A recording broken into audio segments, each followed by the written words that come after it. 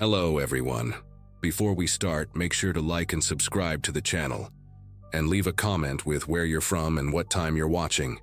That way, YouTube will keep showing you stories just like this one. Now, let's begin.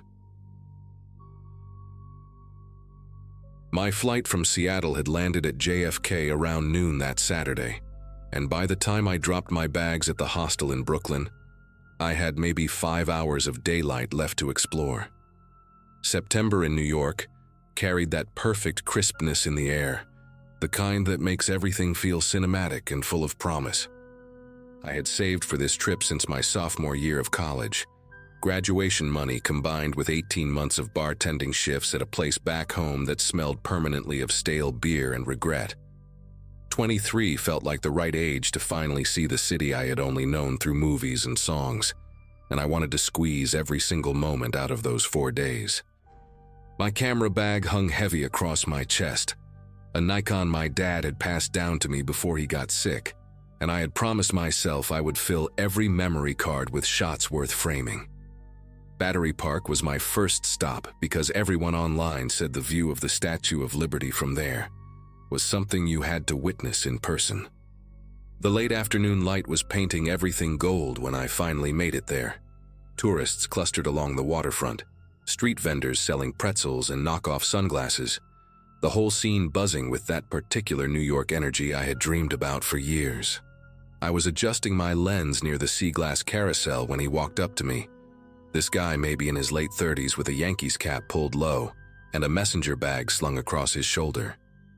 He had one of those faces that seemed instantly familiar, like someone you went to high school with, or maybe saw at your local grocery store every Sunday morning. His smile was easy, relaxed, the kind that made you want to smile back without thinking about it.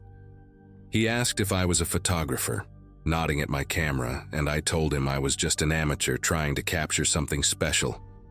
He laughed at that, said he could always spot the serious ones by the way they handled their equipment, the way they looked at light instead of just objects. Then he leaned in a little closer, lowered his voice like he was sharing something valuable, and told me about this rooftop spot 3 blocks away that gave you a view of lower Manhattan that would make my Instagram explode. He said it was an old commercial building, nothing fancy, but real New Yorkers knew about it, used it for engagement photos and album covers and the kind of shots that made people ask, "Where the hell did you take that?" Something about the way he described it, the specific details about the angle of the sunset, and the way the Freedom Tower lined up perfectly with the older buildings around it, made it sound legitimate. I figured this was exactly the kind of local secret I had hoped to stumble into. He introduced himself as Kevin, said he worked as a location scout for indie film productions around the city, which explained how he knew all these hidden gems. We started walking and he kept the conversation going the whole time, asking about Seattle, about what I did for work, about how long I was staying in the city. He seemed genuinely interested, laughing at my jokes, sharing little anecdotes about the neighborhoods we passed through.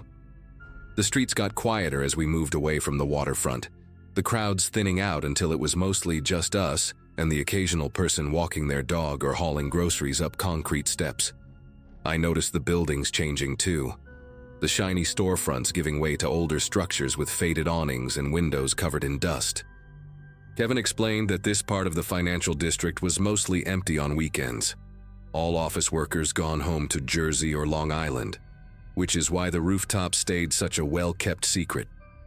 He pointed ahead to a 6-story building wedged between 2 taller ones, its brick facade stained with decades of city grime, a fire escape zigzagging down its front like a metal scar. The entrance was around the side, through an alley that smelled like garbage left too long in the sun, and something else underneath, something chemical and sharp that burned the back of my throat. Kevin pulled out a key attached to a lanyard with some production company logo on it, another detail that made everything seem normal and professional. The metal door groaned when he pushed it open, revealing a lobby that looked like it had been frozen in time since maybe the 70s. All brown tiles and water-stained ceiling panels, and an elevator with an out-of-order sign taped crookedly across its doors. He apologized for the state of the place, said the building owners were in some kind of legal dispute, so maintenance had basically stopped, but promised the view from the top was worth the climb. The stairwell was worse than the lobby. Graffiti covering every available surface in layers so thick you could see where older tags had been painted over by newer ones. Names and symbols and crude drawings fighting for space on the walls. Our footsteps echoed against the concrete, bouncing off the narrow walls in a way that made it sound like more people were climbing with us. I remember thinking how strange it was that my phone had lost signal the moment we stepped inside, but Kevin was already 2 flights ahead, calling back for me to keep up, and I didn't want to seem like the paranoid tourist who couldn't handle a little urban exploration. By the 3rd floor, my legs were burning and sweat had started to gather at the base of my neck, despite the cool air seeping through cracks in the walls. Kevin had stopped talking, his earlier chattiness replaced by a focused silence that I told myself was just concentration on the climb. The hallways we passed on each landing were dark, doors hanging open to reveal empty rooms filled with debris, old office furniture overturned and covered in dust, cables hanging from dropped ceiling tiles like dead vines. On the 4th floor, I caught a glimpse of something that made me pause. A mattress shoved into the corner of one room with empty bottles scattered around it, a makeshift shelter that suggested someone had been living here recently. Kevin noticed me looking and said it was probably just some homeless guy who crashed here during winter. Nothing to worry about. The building was empty now. But his voice had changed, lost that warm friendliness from before, and when he turned to continue climbing, I noticed for the first time how his shoulders had tensed up beneath his jacket. I should have turned around right then, should have made some excuse about my asthma or a phone call I needed to make, but we were already so close to the top and I had come this far, and part of me still believed in that perfect photograph waiting on the roof. The 5th floor is where everything changed. Kevin walked past the stairwell that continued up to 6 and instead turned down a corridor lined with old storage rooms, their doors marked with faded numbers and symbols I didn't recognize. I asked him if the roof access was this way, and he said yeah, through the maintenance area at the end of the hall, trust me. The fluorescent lights overhead were mostly dead, only one still working about halfway down, buzzing and flickering in a way that cast dancing shadows across the peeling paint on the walls. Our footsteps kicked up dust that swirled in the weak light, and I could hear water dripping somewhere nearby, a steady rhythm that echoed through the emptiness. Kevin stopped at a door near the end, this heavy metal thing with rust bleeding down from its hinges, and he pulled out another key from his pocket. The door swung inward with a screech that seemed impossibly loud in the silence, revealing a room maybe 15 feet square, stacked with old filing cabinets and cardboard boxes and a single metal chair sitting in the center like it was waiting for someone. A bare bulb hung from the ceiling, barely illuminating the space, and there were no windows, no other doors, definitely no roof access. I turned to ask Kevin what was going on, and that's when I heard the click of the lock engaging behind us. Kevin was standing between me and the door, and the person I was looking at now bore almost no resemblance to the friendly guy who had approached me at Battery Park. His posture had shifted, shoulders squared, feet planted wide, his whole body blocking the only exit. The easy smile was gone, replaced by an expression I can only describe as coldly professional, like a mechanic about to start work on an engine. He reached into his messenger bag, and when his hand came out, it was holding a box cutter with the blade already extended, that little strip of metal catching the light from the bare bulb overhead.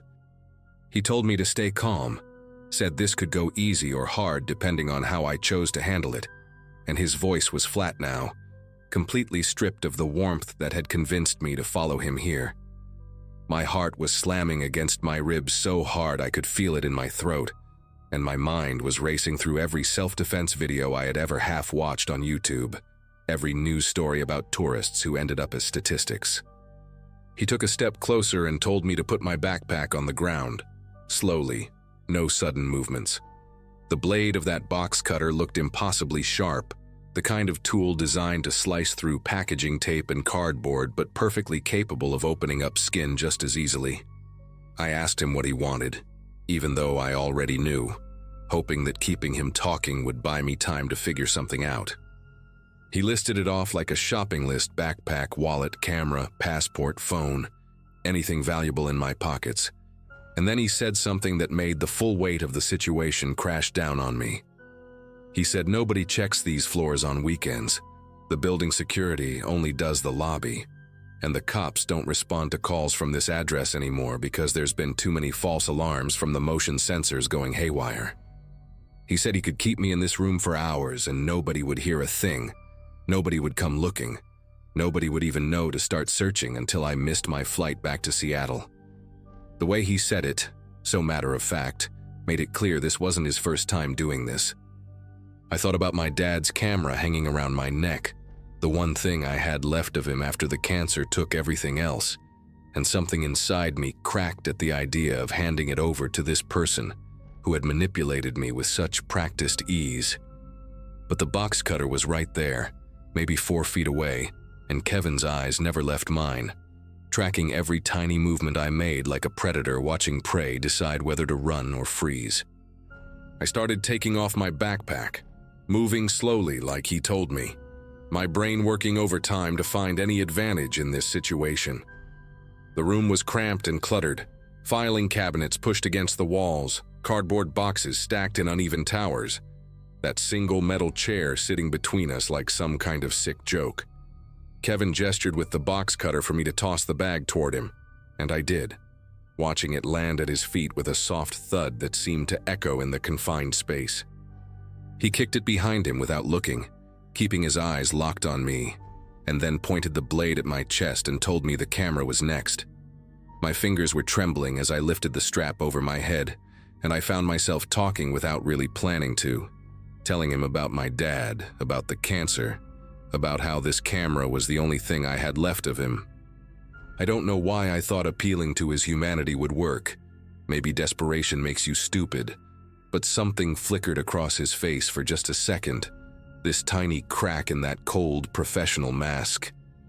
He told me to shut up and put the camera on the ground, but his voice had wavered just slightly, and in that moment I noticed something I had missed before. There was a fire extinguisher mounted on the wall behind one of the filing cabinets, half hidden by a stack of boxes, its red metal casing faded but the safety pin still visible in the handle. I lowered myself slowly, like I was about to set down the camera, and I kept talking, kept pushing on that crack I had seen in his composure. I told him my dad used to take me to Mariners games with this camera, taught me how to shoot in manual mode in our backyard, spent his last good summer driving me around the Pacific Northwest, looking for the perfect sunset. Kevin told me again to shut up, louder this time, and he took a step forward with the box cutter raised, but I could see his jaw clenching and unclenching, see the way his free hand had balled into a fist at his side. That was when I moved, not toward the door because he was blocking it, but sideways toward that filing cabinet, my shoulder slamming into the stack of boxes and sending them tumbling across the floor. Kevin lunged at me but tripped over one of the fallen boxes, cursing as he stumbled, and I grabbed the fire extinguisher off the wall with both hands, yanking the pin out in one desperate motion. The foam erupted in his face before he could recover, a thick white blast that covered his eyes and mouth and sent him reeling backward, clawing at his skin and gasping for air. The box cutter clattered to the ground somewhere in the chaos, and I didn't wait to see where it landed. I dropped the extinguisher and grabbed my backpack from the floor, slinging it over one shoulder as I fumbled with the lock on the door. My fingers felt thick and useless, slipping on the metal mechanism while behind me Kevin was coughing and spitting and making sounds that didn't even seem human. The lock finally gave way, and I threw myself into the hallway, my sneakers sliding on the dusty floor as I sprinted toward the stairwell. I could hear him coming after me, his footsteps heavy and uneven, still choking on the foam but moving faster than I expected. I took the stairs 3 at a time, my hand burning against the metal railing as I swung myself around each landing, not daring to look back. 4th floor, 3rd floor, 2nd floor, my lungs screaming for air and my legs threatening to give out beneath me. When I hit the lobby, I shoulder-checked the front door so hard the glass panel cracked, but it swung open and suddenly I was outside in the alley, the late afternoon sun blinding after the darkness of that building. I ran without direction, just moving, weaving between dumpsters and parked cars until I burst out onto a street full of people and traffic, and normal life continuing like nothing had happened. A woman walking her dog actually screamed when she saw me, and I caught a glimpse of myself in a storefront window, my face pale and streaked with sweat. White foam from the extinguisher splattered across my shirt, my eyes wild with something that looked a lot like madness. I found a police officer 2 blocks later, standing outside a deli with a coffee in his hand, and I must have sounded completely insane trying to explain what had just happened. But he called it in, and within 20 minutes there were 4 more cops, and I was sitting in the back of a patrol car with a blanket around my shoulders, even though I wasn't cold. They searched the building, but Kevin was gone, slipped out through some back exit or fire escape, vanished into the city like he had never existed. My camera was still around my neck, my passport still in my backpack, everything I had nearly lost still with me. The cops told me I was lucky, said they had seen this scam before. Tourists lured into abandoned buildings and robbed at knife point, sometimes worse.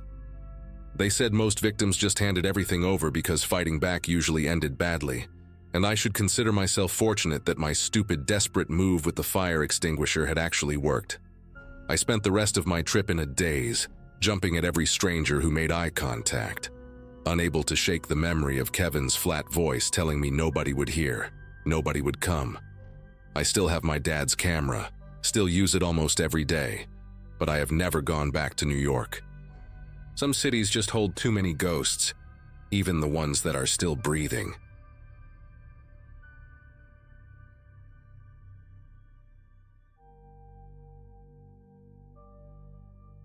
Friday nights used to be my favorite part of the week. After spending 5 years climbing the ladder at a marketing firm in Midtown, those late drives home through Manhattan became my decompression ritual.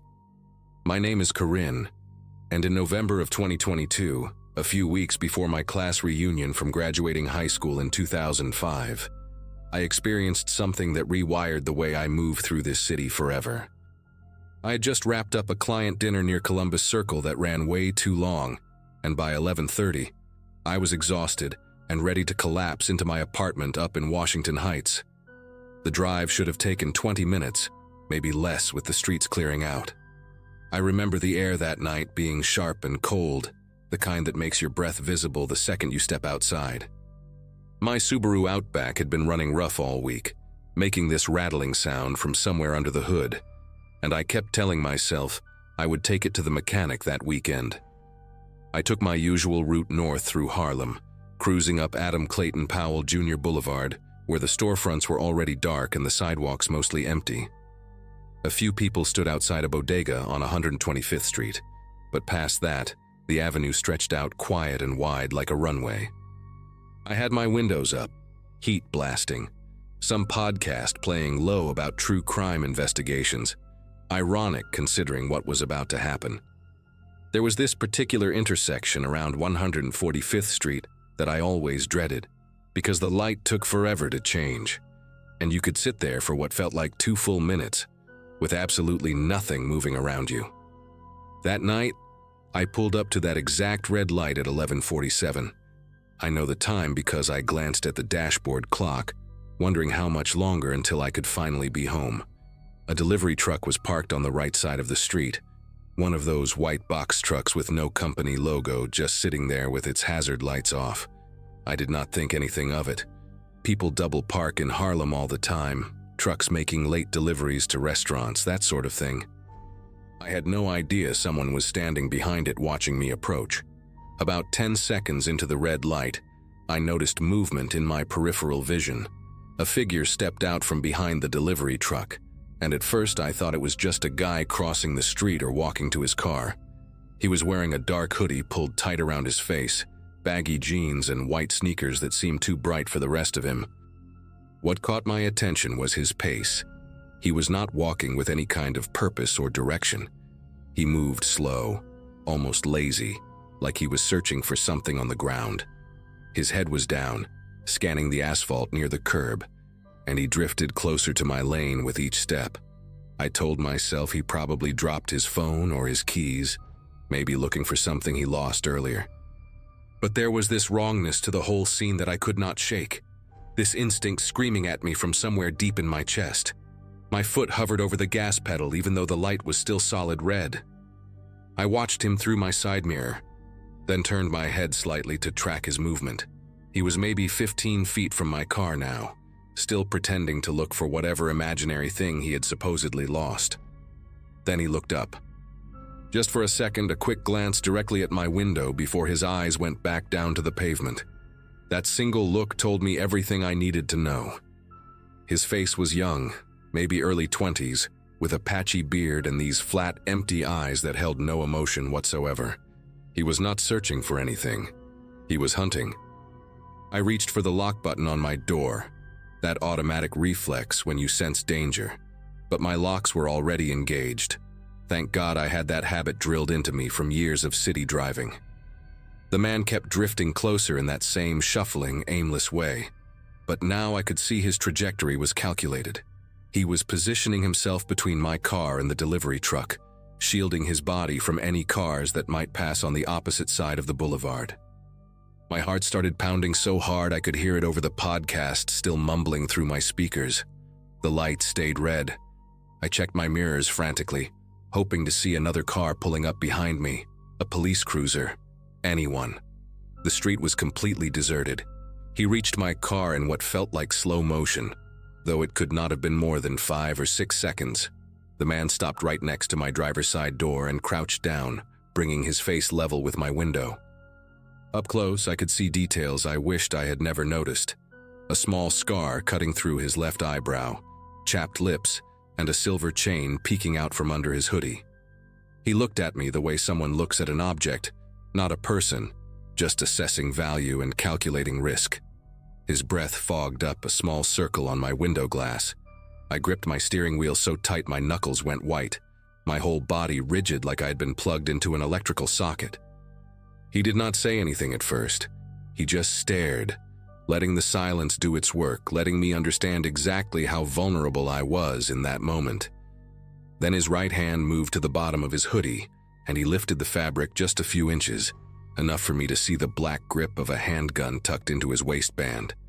The metal caught a sliver of light from the street lamp above. My throat closed up completely. I could not have screamed if I wanted to. He tapped the barrel of the gun against my window, 2 soft knocks that somehow sounded louder than anything I had ever heard.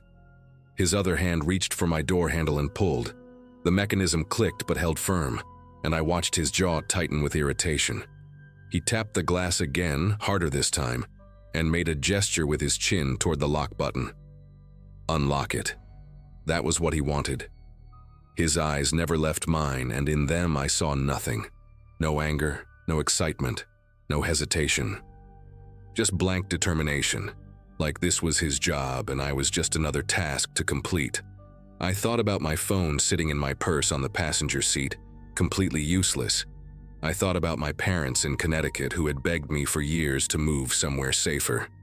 I thought about every news story I'd ever read about women found in abandoned lots, about bodies discovered in the trunk of their own cars. The red light hung above the intersection, like it had forgotten how to change.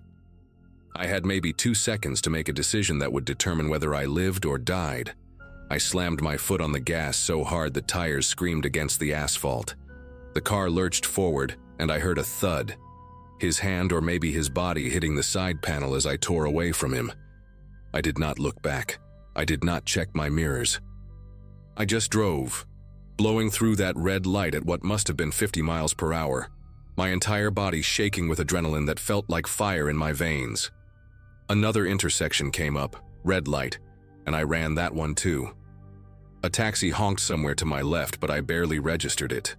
I was sobbing now, these ugly, gasping cries that I could not control. My vision blurred with tears as I gripped the wheel and kept my foot pressed down. A third intersection, this one green by some miracle, and I flew through it without slowing down. I did not know where I was going anymore. I just knew I had to put distance between myself and that man, that gun, that horrible tapping sound on my window. Somewhere around 155th Street, I finally pulled over next to a fire hydrant, threw the car into park, and completely fell apart. I sat there for what must have been 10 minutes, crying so hard I could barely breathe, my whole body trembling like I had been dropped into freezing water. Every few seconds I would whip my head around to check if anyone was approaching, if somehow he had followed me, if another figure was lurking between the parked cars lining the street. My hands fumbled with my phone, dropping it twice before I managed to dial 911. The operator's voice sounded distant and tinny, and I had to repeat myself 3 times before she understood what I was saying through my sobs. She told me to stay in my vehicle with the doors locked, that officers were being dispatched to my location. I remember staring at a crack in my windshield, a tiny chip I had been meaning to fix for months, and focusing on it like it was the only real thing in the world. The minutes stretched out impossibly long. I kept seeing his face in my mind, those flat, dead eyes, the way he had looked at me like I was already gone. When the red and blue lights finally appeared in my rearview mirror, I started crying all over again, this time from relief so intense it felt like my chest might crack open. 2 officers approached my car, a woman named Ortega and her partner, a tall guy with a shaved head whose name I never caught. Officer Ortega had me step out of the vehicle and sit in the back of their cruiser while I gave my statement. I described everything: the delivery truck, the man's hoodie and white sneakers, the scar through his eyebrow, the gun tucked into his waistband. My voice kept breaking, and I had to stop several times to collect myself, but Ortega was patient, nodding along and taking notes on a small pad. When I finished, she exchanged a look with her partner that made my stomach turn. It was the kind of look that said they had heard this story before, that what happened to me was not random or unusual. She asked me to describe the intersection again, the timing, how long I had been sitting at the light before he appeared. Then she leaned forward and told me something that made the whole nightmare even worse. This was a known method, she said. Organized. Groups of men working those wide, quiet avenues in Upper Manhattan, specifically targeting women alone in their cars at red lights late at night. She explained how it worked, and every word landed like a punch to my gut. They wait behind parked vehicles, delivery trucks, vans, anything large enough to provide cover, and watch for cars driven by single female occupants. They approach slowly, pretending to search for something on the ground so they do not attract attention. Once they reach the car, they crouch to avoid being seen by passing traffic and flash the weapon through the window. Most victims unlock the door out of pure terror, and then they are forced to drive to abandoned lots in the Bronx or out near the waterfront in Queens. What happens next depends on the crew, Ortega said. But robbery is just the beginning. Some victims have been held for hours, driven to multiple ATMs to drain their accounts. Others have been assaulted. Few have never been found at all. The officers told me I did exactly the right thing by running that light. That hesitation in those situations almost always ends badly. Her partner added that most people freeze, that the gun is usually enough to override every survival instinct screaming at them to run. I thought about how close I had come to unlocking that door, how my finger had actually twitched toward the button before something deeper took over. A few millimeters of movement and I might have become another statistic, another missing person flyer stapled to a telephone pole. The officers drove me home that night because I was in no condition to get behind the wheel again. My car sat on that street until the next morning when my friend Denise came with me to pick it up in the daylight. There was a small dent on the driver's side panel, right below the mirror, proof that I had actually hit him when I sped away, that the whole thing was not some elaborate nightmare my exhausted brain had invented. I filed a full report at the precinct the following day, sat with a sketch artist, did everything they asked me to do. But Ortega was honest with me from the start. Without surveillance footage or witnesses, the chances of catching him were slim. These men knew where the cameras were, knew which blocks had broken streetlights, knew exactly how to disappear back into the city the moment their target escaped. She said they would add my description to the file and increase patrols in that area, but I could tell from her tone that she had made this same promise to dozens of women before me. I never heard back about the case. I assume it sits in a drawer somewhere, unsolved, gathering dust alongside all the others. It has been 2 years since that night, and I have not driven through Harlem after dark a single time. I sold my apartment in Washington Heights and moved to a place in Brooklyn, closer to my office, closer to streets that stay crowded even at midnight. I take the subway now when I work late, or I call a car service and sit in the back where someone else has to worry about the red lights.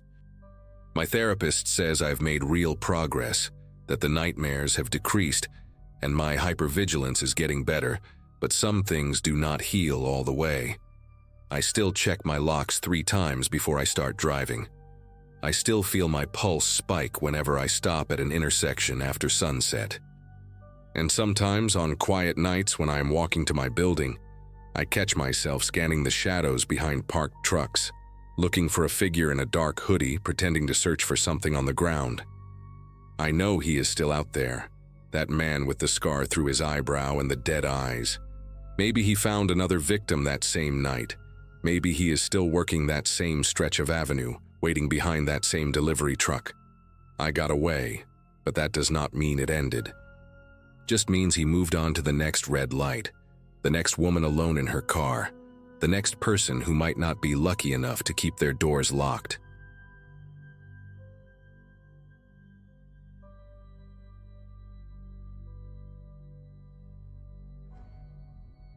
"11 years out of college and I was still pulling late shifts at a publishing house in Manhattan, proofreading manuscripts that nobody would probably ever read. My mom liked to remind me during our Sunday calls that her friend's son, same graduation year as me, had already made partner at some law firm in Boston. That particular night, a Wednesday in early March 2024, I had stayed until almost midnight fixing a disaster of a memoir from some retired CEO who thought commas were optional. The office had emptied out hours ago, and the cleaning crew was already vacuuming the hallways when I finally grabbed my bag and headed for the subway. I lived in Astoria, which meant catching the N train from Midtown and riding it about 40 minutes to get home.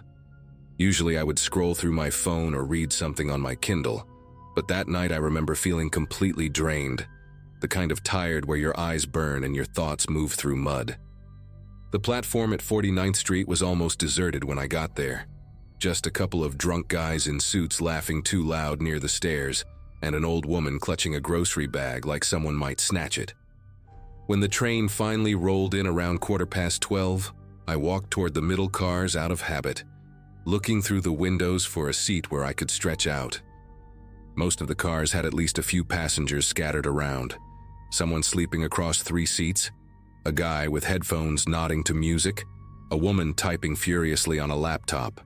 But the second-to-last car caught my attention because it was nearly empty. Just one other person, a man sitting in the corner seat closest to the doors that connected to the next car. He was wearing a dark green jacket, the puffy kind that construction workers wear in winter, and a black baseball cap pulled low. I stepped inside and the doors closed behind me with that familiar chime. The car smelled like stale coffee, and something metallic, maybe from the heating system working overtime against the cold outside. I picked a seat about halfway down, across the aisle and several rows up from the man in the corner. Told myself it was better than being packed in with strangers, better than standing and holding onto a greasy pole for 40 minutes. I pulled out my phone and opened some article I had saved earlier, something about a documentary I wanted to watch.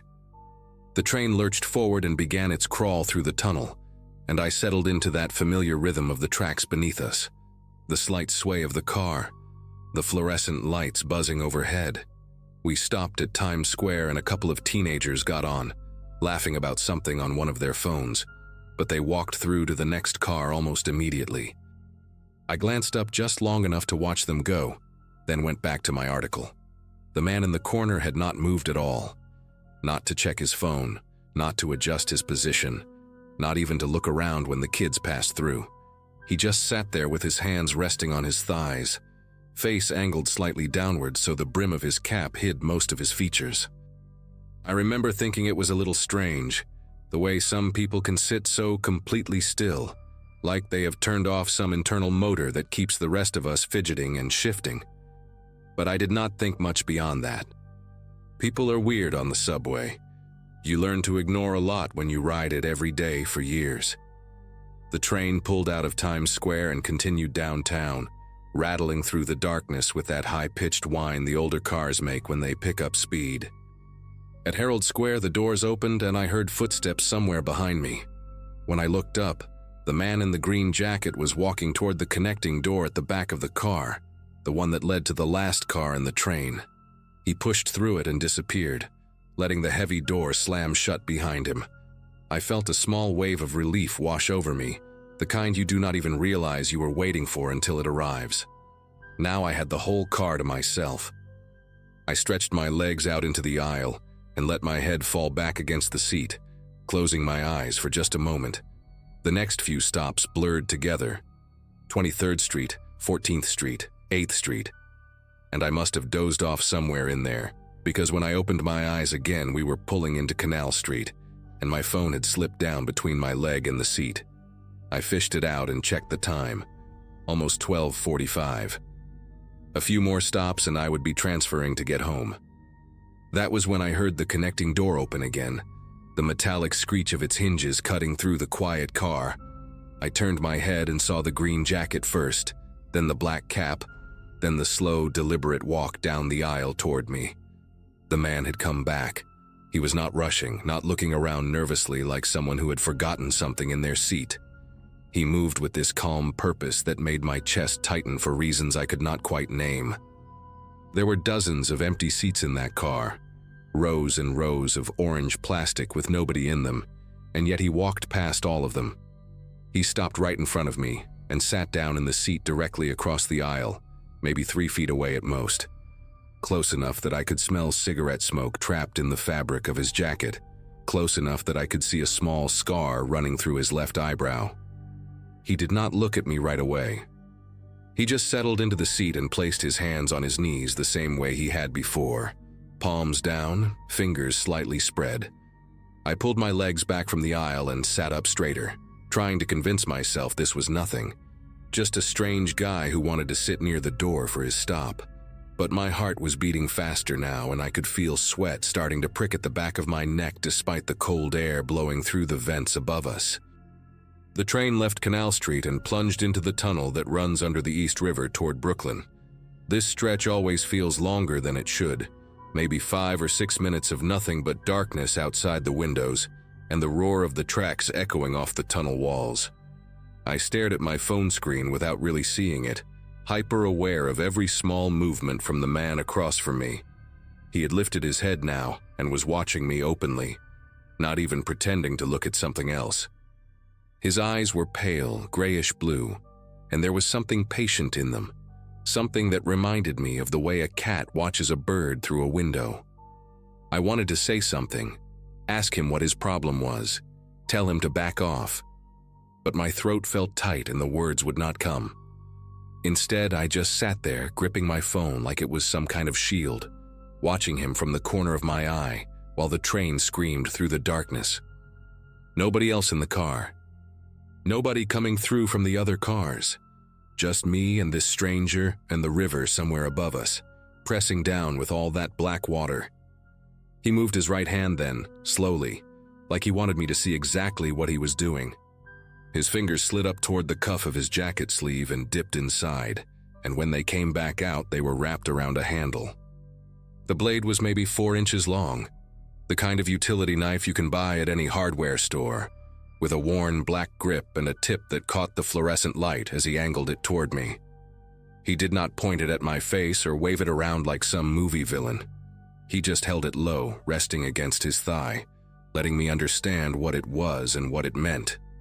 My whole body went rigid. Every muscle locked up at once, and I could hear my own breathing coming fast and shallow, could feel my pulse slamming in my ears like a drum.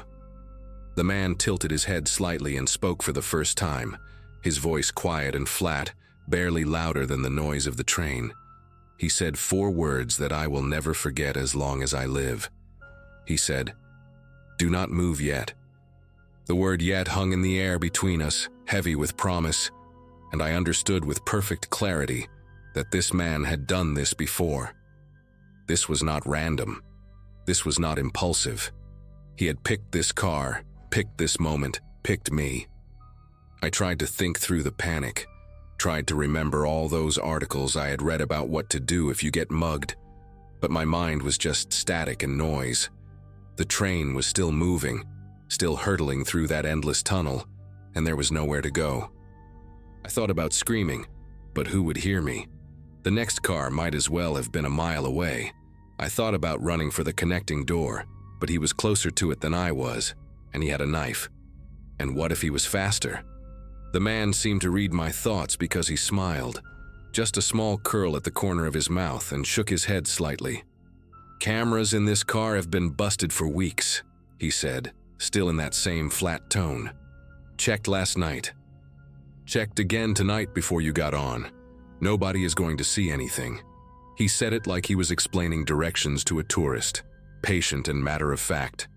I felt something cold spreading through my chest, this terrible understanding that I had walked into something planned, something methodical.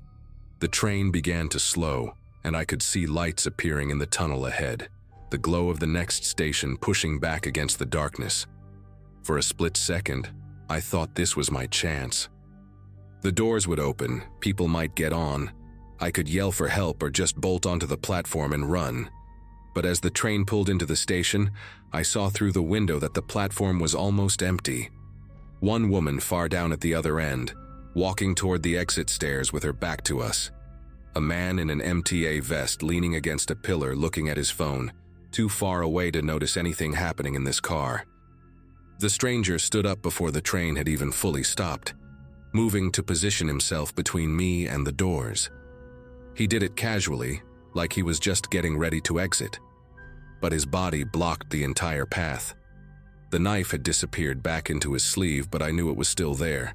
Knew his hand was wrapped around it inside that puffy green jacket. The doors slid open with a hiss, and cold air rushed in from the platform, carrying the smell of concrete and old garbage. He looked at me and nodded toward the opening. "You first," he said quietly. "Walk normal. Go left toward the end of the platform where it gets dark. We are going to have a conversation about what is in your bag and your pockets." His voice was still calm, still patient, like a teacher giving instructions to a slow student. I stood up on legs that felt like they belonged to someone else. My bag was hanging from my shoulder, and I remember thinking about my laptop inside, about my wallet with maybe $60 and my credit cards, about my phone still clutched in my sweaty hand. None of it mattered. None of it was worth dying for. But something else was screaming in the back of my mind, some animal instinct that was telling me not to go with him, not to walk into that dark corner of the platform where nobody could see us. I had read stories about this, about people who cooperated with muggers and still ended up hurt, still ended up dead in some alley or stairwell because the criminal did not want to leave a witness. The man was watching me carefully, reading my hesitation, and I saw his jaw tighten just slightly. "Do not make this complicated," he said. And there was something harder in his voice now, an edge that had not been there before. The doors were still open, but I could hear the chime that meant they were about to close. I had maybe 5 seconds to decide what to do, 5 seconds to choose between walking into the dark with a man who had a knife or doing something desperate and stupid that might get me killed even faster. I did not make a conscious decision. My body just moved before my brain could catch up, some survival circuit overriding everything else. Instead of stepping onto the platform, I turned and ran toward the back of the car, toward the connecting door that led to the last car of the train. I heard him swear behind me, heard his footsteps slapping against the floor as he came after me, but I had a few seconds of head start and pure terror pushing me forward. I slammed into the connecting door and shoved it open, stumbling into the next car just as the closing chime sounded again. This car had people in it, maybe 5 or 6 passengers scattered around, a couple of them looking up at me with confused expressions as I came crashing through like a lunatic. I did not stop. I kept running toward the front of the car, toward where more people were, and I was yelling now, yelling that there was a man with a knife, that someone needed to call the police.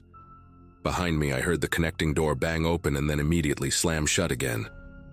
When I finally turned around, gasping for air, my chest burning, I saw him through the window of the door. He was standing in the empty car I had just fled, staring at me with those pale eyes. And then he turned and walked quickly toward the platform doors just as they were closing. He slipped through the gap at the last possible second and disappeared into the station. The train pulled away and I collapsed into the nearest seat, shaking so hard I could barely hold onto the pole beside me. A woman sitting across from me asked if I was okay, her face tight with concern, and I could barely get the words out to explain what had happened. Someone called 911, and the train held at the next station while transit police came on board to take my statement. I described him as best I could. The green jacket, the black cap, the scar through his eyebrow, those grayish blue eyes that had watched me like I was already a victim. They told me I had done the right thing by running, that going with him to an isolated area would have been far more dangerous than anything that could have happened in that moment. They also told me that there had been a string of similar incidents on late-night trains over the past few months, always targeting solo passengers in cars with broken camera systems, always trying to get them off onto empty platforms. They never caught him, at least not as far as I know. I still take the subway sometimes, but never that late anymore, and never in an empty car, no matter how tired I am. Some nights I still dream about those pale eyes watching me through the connecting door window, patient and calm, like he was just waiting for another chance.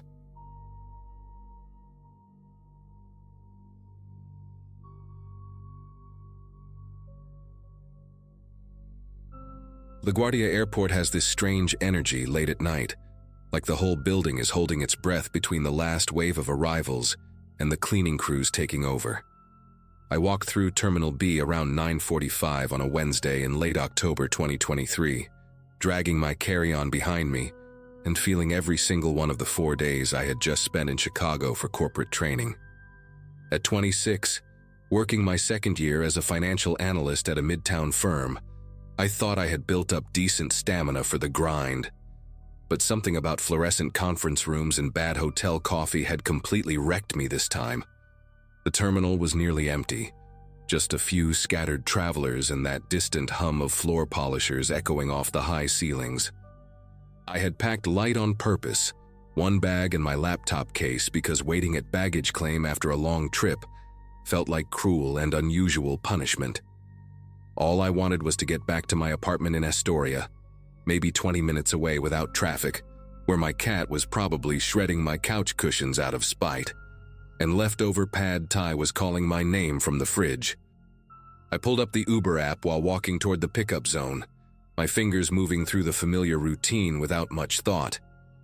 Request ride, confirm location, watch the little car icon inch toward my blue dot. The driver assigned to me was named Raymond, 4.8 stars, dark gray Toyota Camry, plate ending in 7YK.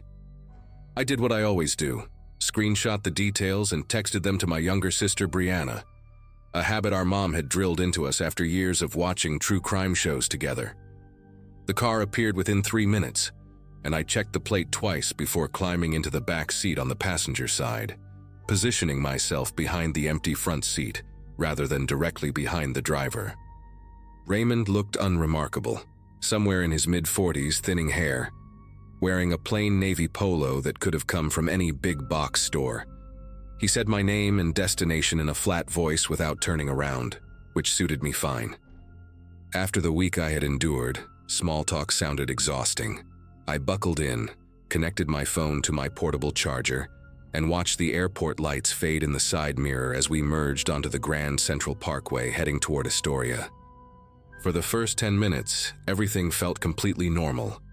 The highway was relatively clear for a Wednesday night, just the usual flow of taxis and ride shares ferrying people home from the airport.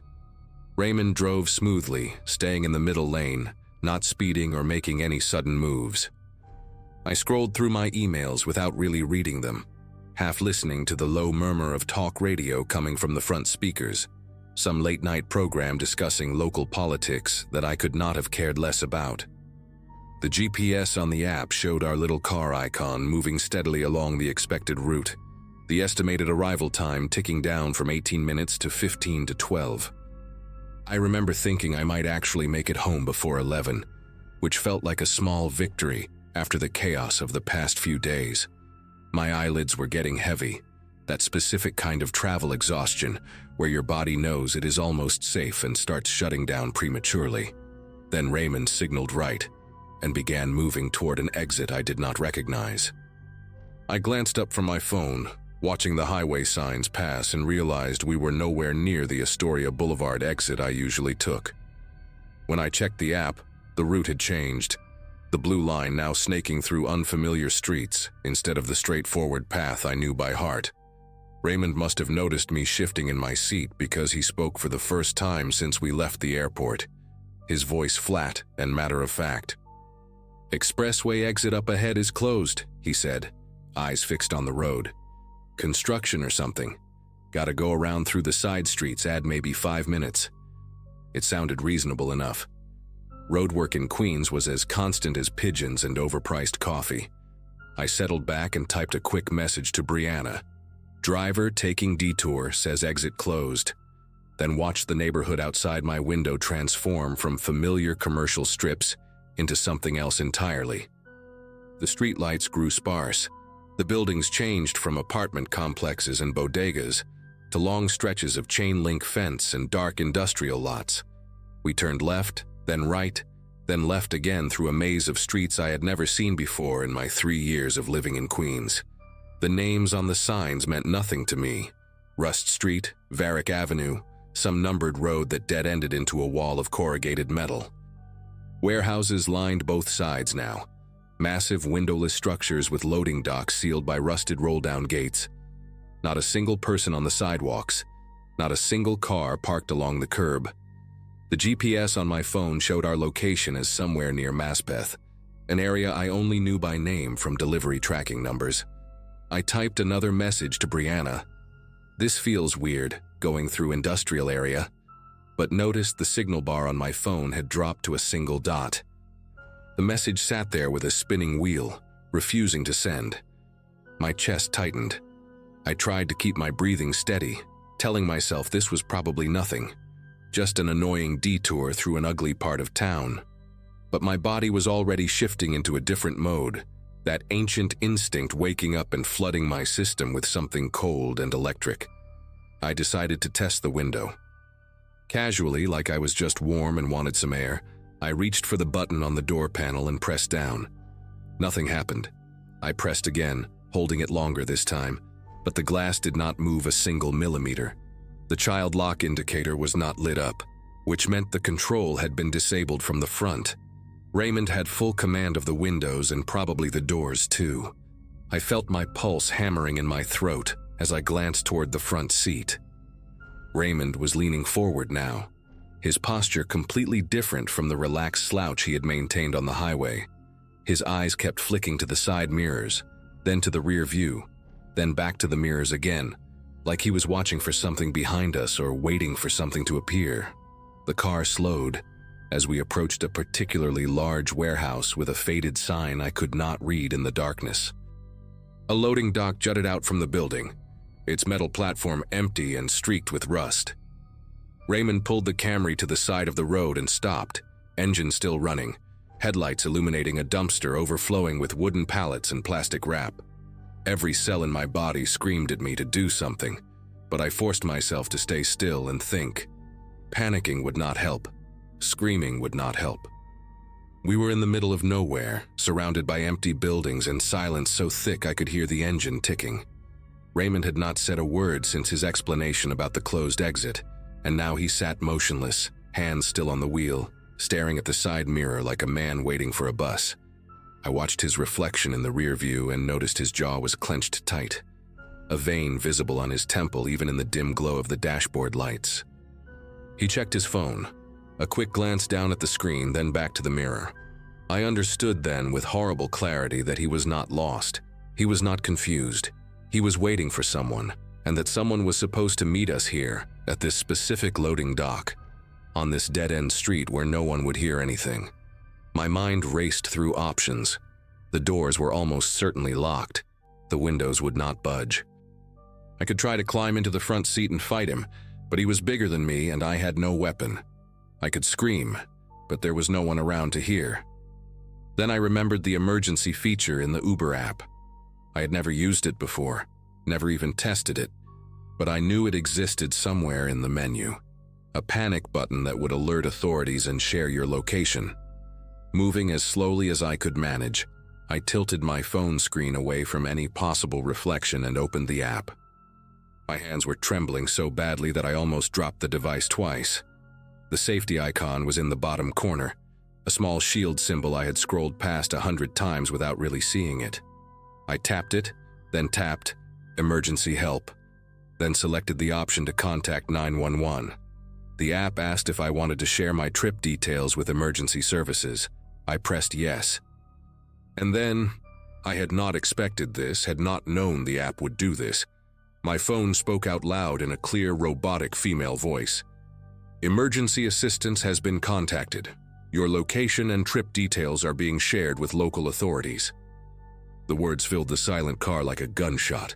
Raymond's head snapped toward me, his eyes wide and white in the darkness, and for one eternal second, we just stared at each other through the gap between the front seats. Then he moved.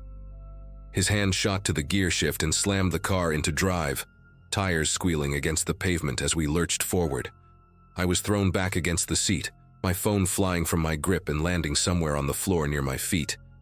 Raymond was muttering something under his breath, the same phrase over and over, but I could not make out the words over the roar of the engine and my own heartbeat pounding in my ears.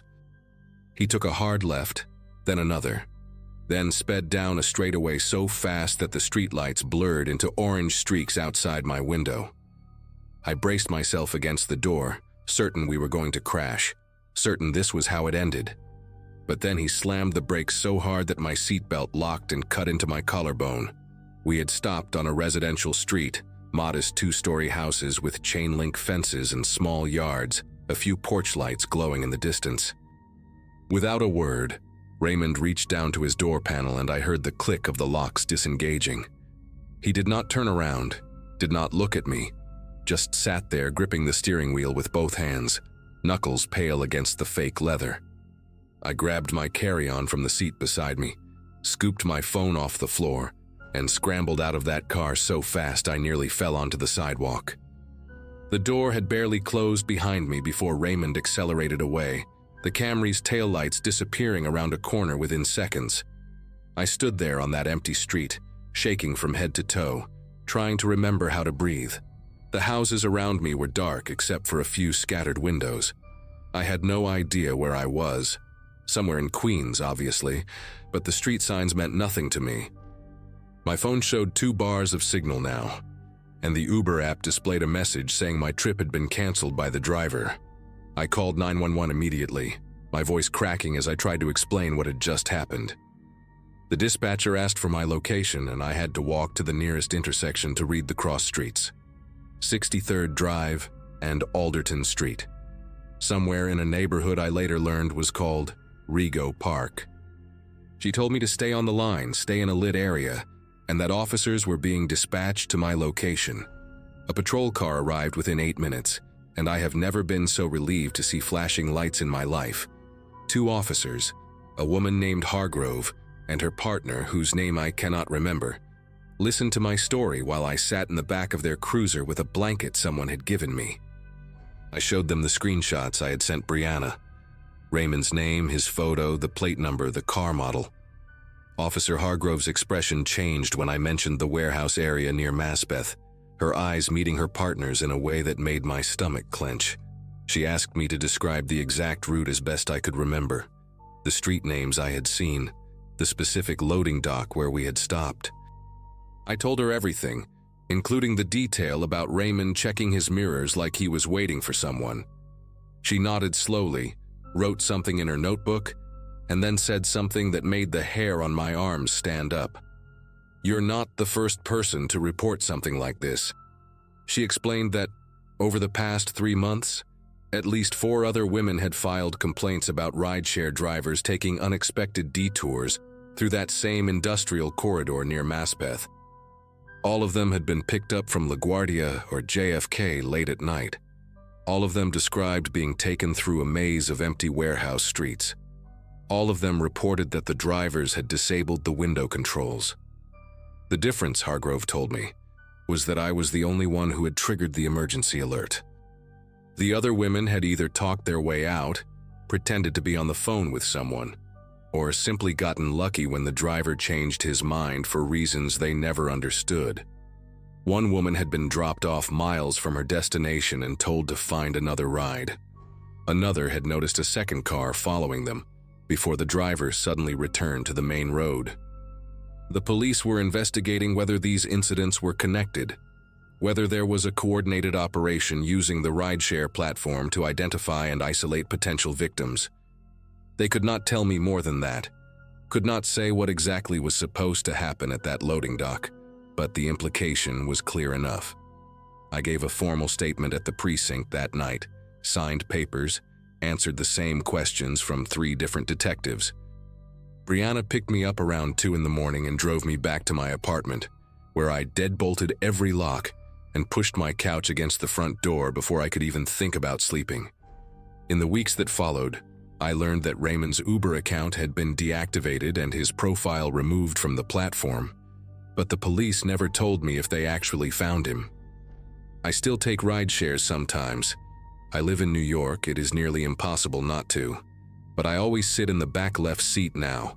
I always keep my finger hovering near that emergency button, and I never, ever let my guard down when the route starts looking unfamiliar. Some nights I still dream about that loading dock, about the sound of Raymond's breathing in the silent car, about what might have been waiting for us in the darkness if my phone had not spoken up when it did.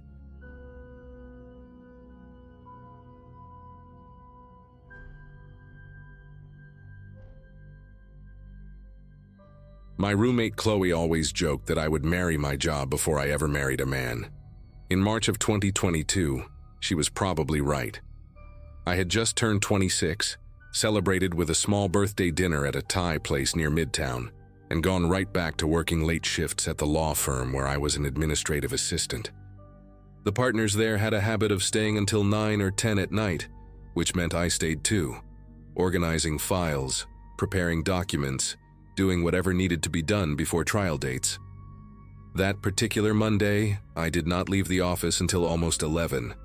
The E-train to Jamaica Center was my usual route home, a commute I had made so many times I could probably do it with my eyes closed. I lived in a small apartment about 15 minutes on foot from the station, in a neighborhood that was quiet, but never felt dangerous.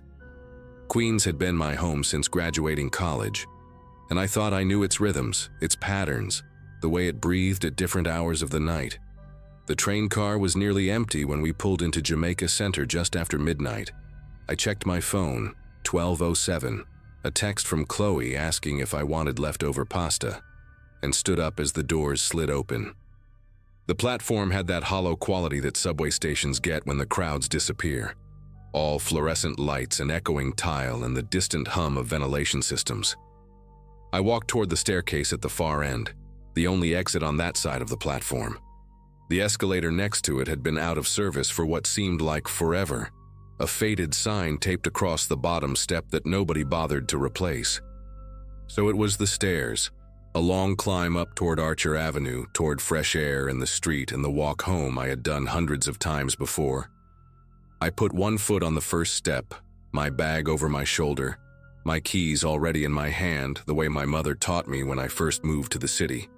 I was maybe 10 steps up when I noticed him, a man standing at the top of the staircase, silhouetted against the streetlights above. He was looking down at his phone, or at least that is what it seemed like at first glance.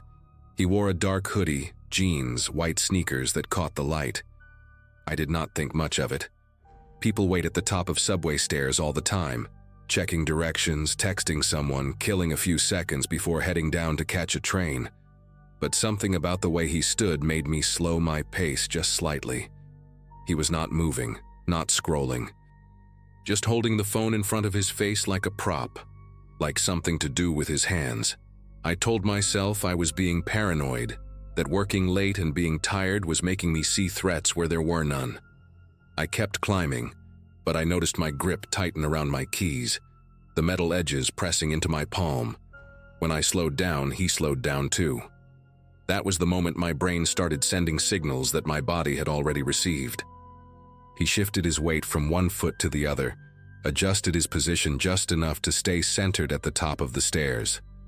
I stopped completely for a second, pretending to check my own phone, and I watched him through my peripheral vision. He did not descend, he did not leave. He just stood there, angling his shoulders in a way that would make it difficult to pass him on either side.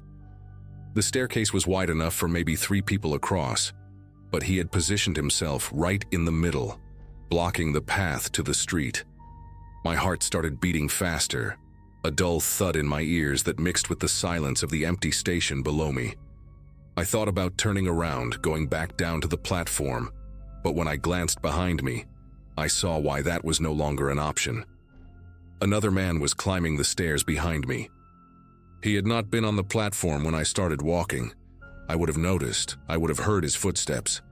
He must have come from somewhere else, maybe through a service door or from the other end of the station, timing his approach to meet me halfway up the staircase. He was bigger than the one at the top, broader in the shoulders, wearing a baseball cap pulled low over his forehead. He was not pretending to be casual. He was moving with purpose, taking the steps 2 at a time, closing the distance between us faster than I could process what was happening. The space between him and me shrank from 20 feet to 15 to 10. I could hear his breathing now, heavy and deliberate, and I realized with a sickening clarity that I was trapped. Above me, a man blocking the exit. Below me, another one coming up fast. And somewhere beyond the top of those stairs, I heard the low rumble of a car engine idling. I did what any person does when their brain finally catches up to danger. I calculated my odds in a split second. If I ran back down, the man behind me would grab me before I reached the platform. If I tried to push past the man at the top, he would have the advantage of higher ground, and there was no guarantee I could get around him. But I also knew that staying still was not an option. Staying still meant letting them close in from both sides, meant becoming whatever they had planned for me to become. So I made a decision that was less about courage and more about pure animal instinct. I screamed. Not a horror movie scream, not a dramatic yell. A raw, guttural sound that came from somewhere deep in my chest, loud enough to echo off the concrete walls of the stairwell. And then I ran upward, directly at the man blocking my path, holding my keys between my fingers like my mother had shown me years ago. He did not expect me to charge at him. I could see it in the way his body stiffened, the half-second of hesitation before he reached out to grab me. That hesitation was everything. I ducked low, aiming for the gap between his left side and the railing, and I swung my arm with the keys as hard as I could. I felt them connect with something. His arm, maybe his ribs, I do not know. And I heard him grunt in surprise more than pain. His hand caught the strap of my bag, yanking me backward for a moment, but I twisted my shoulder and let the bag slide off. I did not care about the bag. I did not care about my laptop inside it, my wallet, my keys that were now somewhere on the ground behind me. I cared about the street, about the lights I could see just beyond the top of the stairs, about the fact that if I could just get past him, I might have a chance. I broke through. My foot hit the sidewalk and I stumbled forward, nearly falling, catching myself on a parking meter that materialized out of nowhere in front of me. The cold metal against my palms felt like the most real thing I had ever touched, but I was not safe yet. I knew that. I turned my head just enough to see the car they had waiting, a dark sedan, maybe a Nissan or a Toyota, parked right at the curb with its engine running and the back door hanging open like a mouth. The man from the top of the stairs was coming after me, and I could hear the footsteps of the second one reaching street level. They were not running, not yet. They were walking fast, confident, like they had done this before and knew that panic would make me freeze. But I did not freeze. I saw the lights of a deli about 50 feet down the block, one of those 24-hour bodegas with the green awning and the lotto signs in the window, and I ran toward it like my life depended on it. Because it did. The door had one of those bells that jingle when you push it open, and I have never been so grateful for such a small, stupid sound in my entire life. I burst inside, nearly knocking over a display of chips near the entrance, and the man behind the counter looked up with wide eyes. He was older, maybe in his 60s, with gray hair and a mustache and a Mets cap that looked like it had been worn every day for a decade. I could not speak at first. My lungs were burning, my throat raw from the scream I had let out on the stairs. I just pointed toward the door, toward the street, trying to make him understand that something was wrong, that someone was coming. He did not ask questions. He came around the counter faster than I would have expected for a man his age, and he locked the front door with a deadbolt that made a heavy, satisfying click. Then he pulled out his phone and dialed 911 while I stood there shaking, watching the street through the glass. The two men did not come to the door. I saw them stop about 20 feet from the deli, standing under a broken streetlight that flickered on and off, like it could not decide whether to work. They looked at each other, then at the bodega, then back at the car that was still idling by the subway entrance. The one in the hoodie, the one who had blocked the stairs, raised his hand in a gesture I did not understand at first. It looked almost casual, like a wave, like he was saying goodbye to a friend. Then they turned and walked back toward the sedan, unhurried, unbothered, as if the whole thing had been nothing more than a minor inconvenience. The car door closed, the headlights came on, and they drove away down Archer Avenue, disappearing into the night like they had never existed at all. I watched until the taillights were gone, until the street was empty again, until the only sound was my own breathing and the hum of the refrigerator case behind me. The police arrived about 15 minutes later, 2 officers in a squad car, who took my statement while I sat on a milk crate in the back of the deli, wrapped in a jacket the owner had given me because I could not stop shivering. I told them everything. The man at the top of the stairs, the one who came up behind me, the car with the open door, the way they had coordinated the whole thing like a routine they had practiced. The officers exchanged a look that told me more than their words ever could. One of them, a woman with short blonde hair and a tired expression, asked me if I could describe the vehicle in more detail. I told her what I remembered. Dark sedan, 4 doors, maybe a Nissan Altima or something similar. She wrote it down without much hope in her eyes. Then she told me something that made the whole night feel even worse than it already did. This was not the first time. There had been other reports, other women who had been approached at that same staircase, at that same exit, late at night when the station was empty. Some of them had not been as lucky as me. The deli owner, his name was George, I learned later, let me use his phone to call Chloe, who came to pick me up in her beat-up Subaru with tears in her eyes and a baseball bat in the back seat. She did not say much on the drive home, just held my hand at every red light and told me I was safe now. But I did not feel safe. I did not feel safe for a long time after that. I stopped taking the E-train after midnight. I stopped working late shifts. I moved to a different neighborhood 6 months later, somewhere in Brooklyn where the subway stations have multiple exits and there are always people around, even at 2 in the morning. I never got my bag back. My laptop, my wallet, my keys, all gone. I changed my locks, canceled my cards, filed the reports. But none of that erased the memory of standing on those stairs, trapped between 2 strangers who had picked me like I was nothing more than an opportunity. The police never caught them, as far as I know. The reports kept coming for a while, then stopped. Maybe they moved on to another station, another staircase, another city. I do not know. What I do know is that I think about that night every single time I climb a set of stairs in this city. Every single time I check behind me. And I always make sure there is another way out.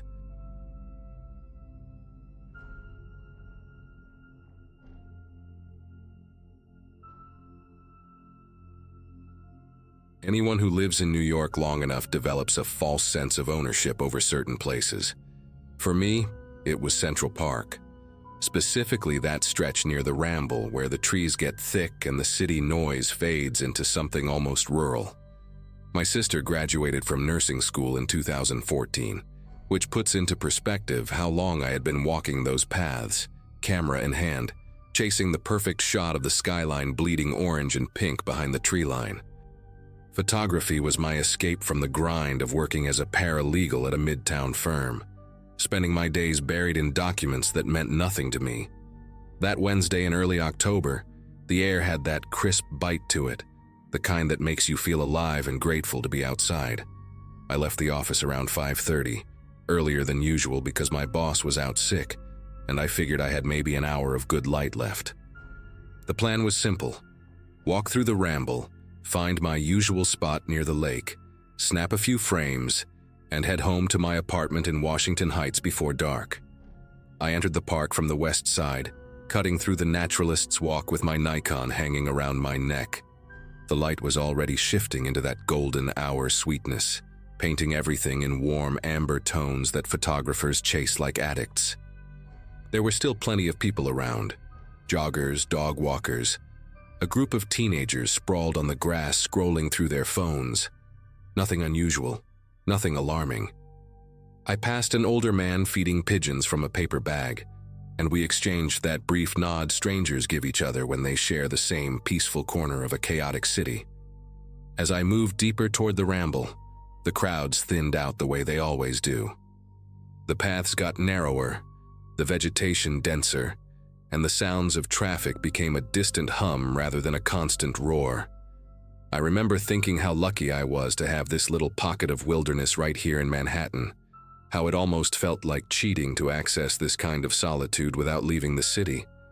I had walked this route dozens of times before, in all seasons, at all hours, or at least I thought I had walked it at all hours. The first thing I noticed was movement in my peripheral vision, somewhere off to my left where the brush got thick and tangled. I glanced over but saw nothing, just branches swaying slightly, which I attributed to a squirrel or maybe a bird settling in for the night. I kept walking, adjusting the settings on my camera as I went, trying to anticipate the exposure I would need once I reached the clearing by the water. Then I caught it again, this time on my right side. A shape, distinctly human, sliding behind a wide oak trunk about 30 feet from the path. My brain did that thing where it tries to rationalize what the eyes are reporting, suggesting maybe it was just another photographer looking for a good angle, or someone relieving themselves in the bushes. But something in my chest tightened, a primal alarm that had nothing to do with logic. I picked up my pace slightly, not wanting to seem paranoid, but also not wanting to ignore what my gut was screaming.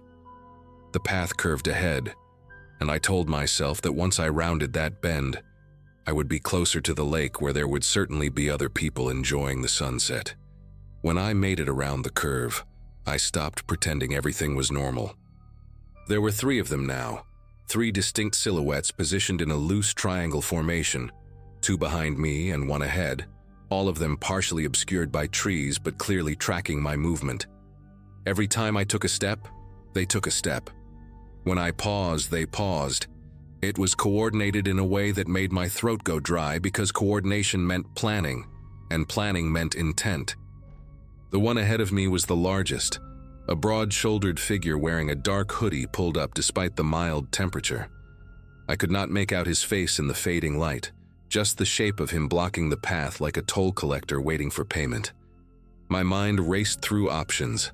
Call 911, but by the time anyone arrived, it would be too late.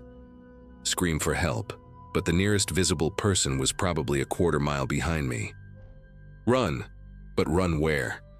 The 2 behind me had already started closing the gap, their footsteps crunching on dry leaves with a deliberate, unhurried rhythm. They knew exactly what they were doing. They had done this before. I made the decision to turn back, figuring my chances were better, trying to push past 2 of them rather than walking straight into the big one waiting ahead. But the moment I pivoted on my heel, the guy in front moved with surprising speed, closing the distance between us in seconds and stepping directly onto the path behind me. Now all 3 were on the same side, forming a wall between me and the way I had come. Up close, I could see more details. The leader was maybe mid-20s with a thin scar running through his left eyebrow, and eyes that looked through me like I was already just a wallet and a watch. The 2 flanking him were younger, teenagers probably, one of them fidgeting with something in his jacket pocket in a way that made me very aware of how soft and vulnerable the human body really is. Nobody said anything for a long moment. We just stood there in the dimming light, the silence broken only by distant traffic and the rustle of leaves overhead. Then the scarred one spoke, his voice flat and businesslike, almost bored. "Empty your pockets. Phone, wallet, watch, camera. Put it all on the ground and walk away. Do that, and this stays easy." My hands moved toward my pockets on instinct, survival mode kicking in, but something made me hesitate when my fingers touched my camera strap. That Nikon was not just a piece of equipment.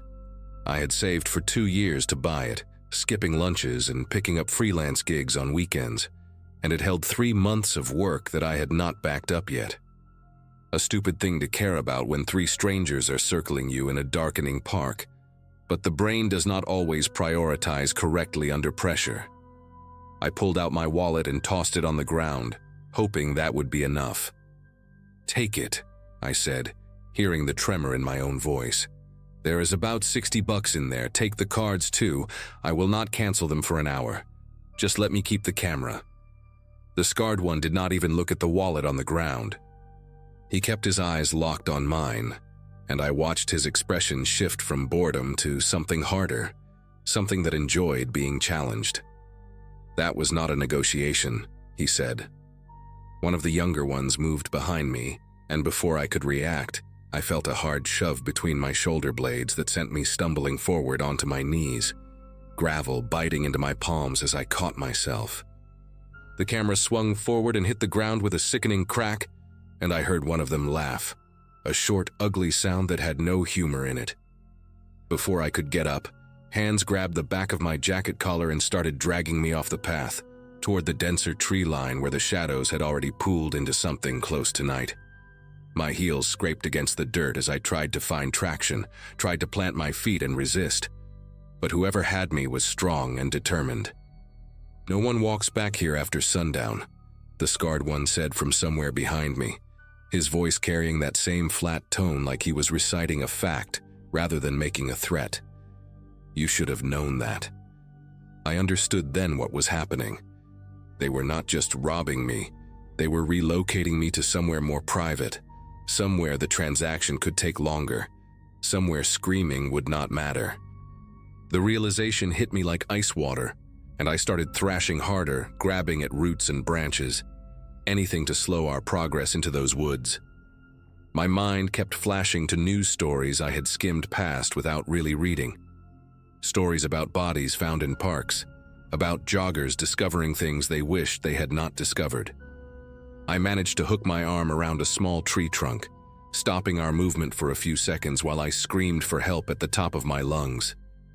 The sound came out ragged and desperate.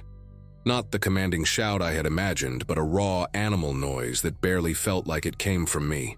One of the teenagers kicked at my arm, trying to break my grip, while the other one grabbed my camera strap and yanked it over my head so hard it burned the back of my neck.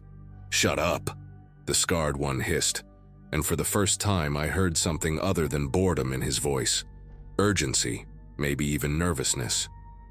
That tiny crack in his composure gave me a sliver of hope, because it meant he was worried about being heard, which meant there might be someone close enough to hear.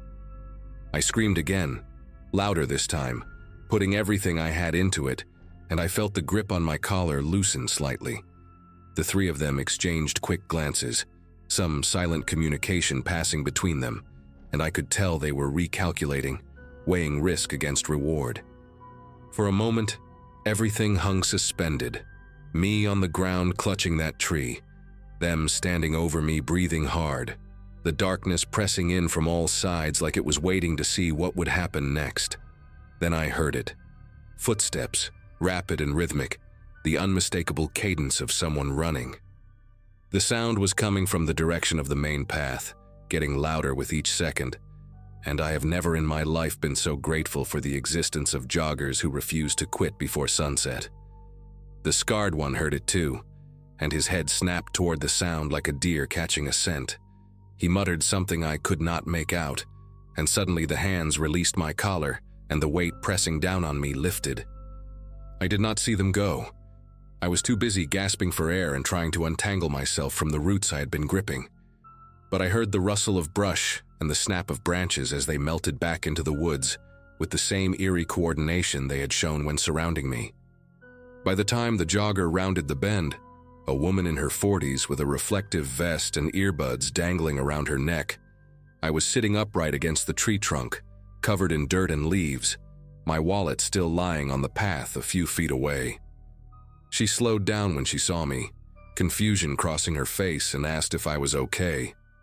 I wanted to laugh at the question, but what came out was closer to a sob. Her name was Christine, and she stayed with me while I called 911, even though I could tell she had somewhere else to be. My fingers kept fumbling with the phone, hitting wrong numbers, and she finally took it from me and dialed herself, speaking to the dispatcher in a calm, clear voice that made me feel like maybe the world had not completely fallen apart. The police arrived within 15 minutes, 2 officers in a squad car, who walked me back to the path and took my statement while shining flashlights into the trees like they expected the attackers to still be hiding there. I described everything I could remember: the scar through the eyebrow, the dark hoodies, the way they moved in formation, the phrase about no one walking back here after sundown. One of the officers, a stocky guy with a gray mustache and tired eyes, nodded along like he was hearing a song he already knew by heart. "We have had 6 reports like this in the past 2 months, he told me, clicking his pen against his notepad. "Same area, same tactics. They wait for someone alone, surround them, try to pull them deeper into the woods where there are no witnesses. You got lucky tonight." Lucky. I turned the word over in my mind, trying to make it fit with the scrapes on my palms and the bruise forming on my neck where the camera strap had burned me. They never caught the guys who attacked me. I went to the precinct the next day to look at photos, spent 2 hours scrolling through faces on a computer screen until they all started blending together, but none of them matched the scar or the cold eyes I remembered. The officer with the gray mustache told me not to feel bad about it, that these groups were hard to pin down because they rotated members and changed locations before patterns could be established. He said it like it was just another fact of city life, like rats in the subway or tourists blocking the sidewalk. I got my wallet back. They had dropped it when they fled. But the camera was gone, along with everything on the memory card. 3 months of cityscapes and street portraits, including a series I had been planning to submit to a local gallery. I filed an insurance claim and bought a replacement body 6 weeks later, but I have not taken it to Central Park. I have not even walked through there on my way to somewhere else. My therapist says avoidance is a normal response to trauma, that eventually I will be able to reclaim those spaces, but I am not sure I want to. Some places just get ruined for you, and maybe that is okay. Maybe not every loss needs to be recovered. What stays with me most is not the fear, although that was real enough. It is the efficiency, the way they moved, the way they communicated without words, the way they knew exactly how to isolate someone and create a situation where all the power belonged to them. These were not desperate people making chaotic decisions. They were professionals running a system, and I just happened to walk into their territory at the wrong hour. I think about Christine sometimes, the jogger who saved me without even knowing she was doing it. I never got her last name or contact information, and the police did not seem interested in tracking her down as a witness, since she had not actually seen anything. She was just a woman finishing her evening run, completely unaware that her footsteps were the only thing standing between me and whatever those men had planned for the darker part of those woods. I hope she kept running that route. I hope her presence kept someone else safe on a night when the light faded a little too fast.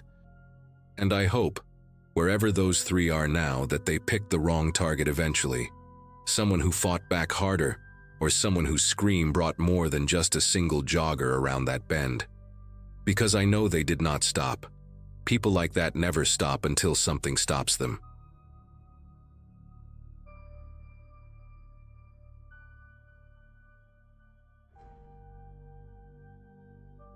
Most days back then felt like a blur of long commutes and late-night shifts, and that morning it started like any other for me. I was living in a tiny rented room above a laundromat in Queens, juggling 2 part-time jobs and trying to convince myself I wasn't burning out. The only constant in my routine was catching the E train, usually squeezing in with dozens of other half-awake people. That day, though, the platform felt strangely hollow, as if the city had taken a breath and forgotten to exhale. I remember glancing around and noticing the silence first, the kind that settles on your shoulders before you even realize something's wrong. A couple of people lingered near the far end, but one man stood out immediately, watching me with an intensity that didn't match the stillness around us. He looked like someone who'd stepped out of the wrong decade, worn leather jacket, faded jeans, and a posture that suggested he didn't care who saw him staring. His eyes tracked every step I took along the yellow line, and even from a distance, there was something sharp in his expression, like he'd already made a decision about me. I tried pretending I hadn't noticed, focusing instead on the arriving train as it screeched into the station. My instinct was simply to get inside fast, pick the first open door and lose myself among commuters. The doors slid open in front of me, and without thinking twice, I stepped into the first car available, expecting the usual crowd. Only it wasn't a usual crowd. It was almost empty, maybe 3 people scattered across the far end, each absorbed in their phones.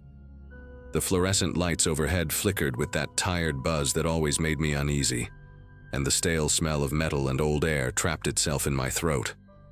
Before I could even back out to choose another car, the doors hissed again, and that man from the platform slipped inside right behind me. He didn't say a word, just moved with this deliberate kind of calm that made the space between us shrink faster than I could process.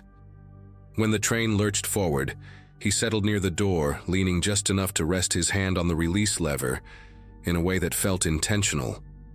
That's when the situation fully clicked in my mind. He wasn't just following me. He was making sure I couldn't leave. The car rattled through the tunnel, lights flashing across his face in short, cold bursts, and he shifted his jacket just slightly, enough for me to see the dark outline of a small handgun tucked beneath it. My throat tightened, but nothing came out. He leaned closer, voice low and steady, telling me I'd be getting off only when he said so, and only after handing over every single thing I carried. His tone wasn't frantic or loud. It was terrifying exactly because of how casual it sounded, like he'd rehearsed this with strangers 100 times before. I glanced toward the aisle, hoping for some impossible escape route, but the way he angled his body made it obvious he would react instantly if I tried anything. The train kept gaining speed, and every passing second stretched out in this slow, unbearable way. I tried to think logically, to keep my breathing steady, telling myself the next busy station would save me. But the man clearly knew the pattern of the ride better than I did. Each time the train began to decelerate, he shifted just enough to block the aisle with his leg, giving me a silent warning that felt louder than anything he could have said. The few passengers at the far end didn't even look up, completely unaware of how tightly fear had wrapped itself around my ribs. I kept my bag close, not out of defiance, but because I didn't know if handing it over too quickly would make things worse or trigger something unpredictable in him. What unsettled me most was how calm he seemed. His gaze drifted around the empty car as if he were bored, only snapping back to me with this razor focus whenever I shifted even an inch. There was a detail I still remember vividly, a thin silver ring on his right index finger, tarnished enough to show age but polished on one side, as though he rotated it often when he thought. He wasn't doing that now. Instead, his fingers tapped lightly on the release lever, a steady rhythm that made me feel like he was waiting for something. The tunnel light strobed across his face, giving him a hollow look, and the air between us felt heavier with every jolt of the tracks. When the train finally began slowing into a well-known transfer station, a flicker of hope sparked in me. I didn't plan anything elaborate. I just needed enough people outside those doors to create a moment he couldn't control. But he leaned forward before the train even stopped, angling his body to block the narrow path that led toward the exit. His voice stayed low, almost conversational, telling me not to even think about running. He didn't raise the gun fully, he didn't need to. Just the sight of the handle tucked beneath his jacket was enough to anchor me to the spot. My thoughts scrambled for any solution, any distraction. But time was collapsing fast, and the train was seconds from opening its doors. As the brakes squealed and the doors parted with that mechanical sigh, something broke inside me. A kind of desperate clarity. The second the gap was wide enough, I lunged forward, not with grace or strategy, but pure survival instinct. He reacted instantly, twisting his body to block me, but a couple of commuters standing just outside the door jumped back in shock when they saw me rushing toward them. Their surprise created a split second of confusion, and I slipped through that tiny space, shouting for help before my mind even caught up. People turned, startled, closing in around me, but the man didn't follow. He stayed in the car, sitting exactly where he'd been, his hand still on the lever, eyes fixed on me through the narrowing doors as they slid shut. The group of commuters around me kept asking what happened, but my attention stayed locked on the departing train as it rolled away with that man still staring in my direction. His expression never shifted, not even when the car disappeared into the darkness of the tunnel. Something about that steadiness sank deep into me, the sense that he hadn't run because he didn't need to. A couple of people led me toward the station booth, and the clerk immediately called transit police. I tried explaining everything in order, but the details kept tripping over each other. The officer who arrived listened carefully, scribbling into a small notepad and asking me to repeat anything that stood out.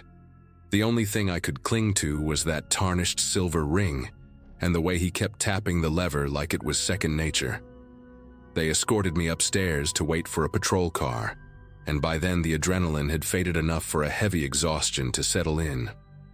The officer explained that the cameras inside the cars rarely caught clear angles during incidents like this, especially when someone deliberately kept their movements subtle. He mentioned that there had been other reports, riders cornered in nearly empty cars late in the morning, or in awkward gaps between rush hours. Every victim described the same pattern. The suspect chose isolated cars, blocked the exit, displayed the weapon just enough to threaten but never enough to appear on footage. Hearing that chilled me in a way I still have trouble describing, because it meant he hadn't chosen me randomly. Hours passed before they released me, though it felt shorter somehow, like my brain had compressed everything into one long, distorted moment. I remember stepping outside the precinct feeling exposed, as if the city had grown eyes everywhere except where they were needed.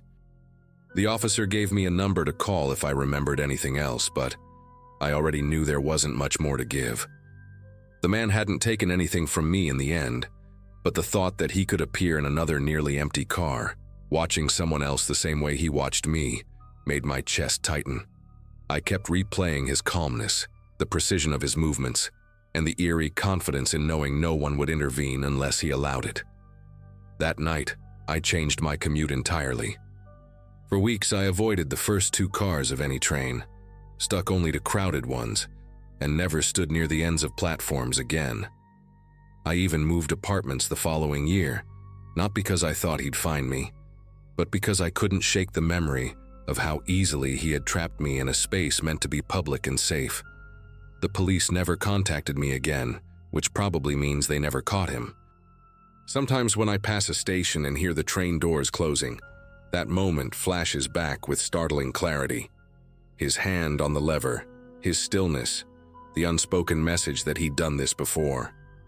Maybe the only reason I got out was because the station happened to be busy enough at the right second. I don't pretend to understand why it ended the way it did, but I know one thing: I'll never board an empty train car again.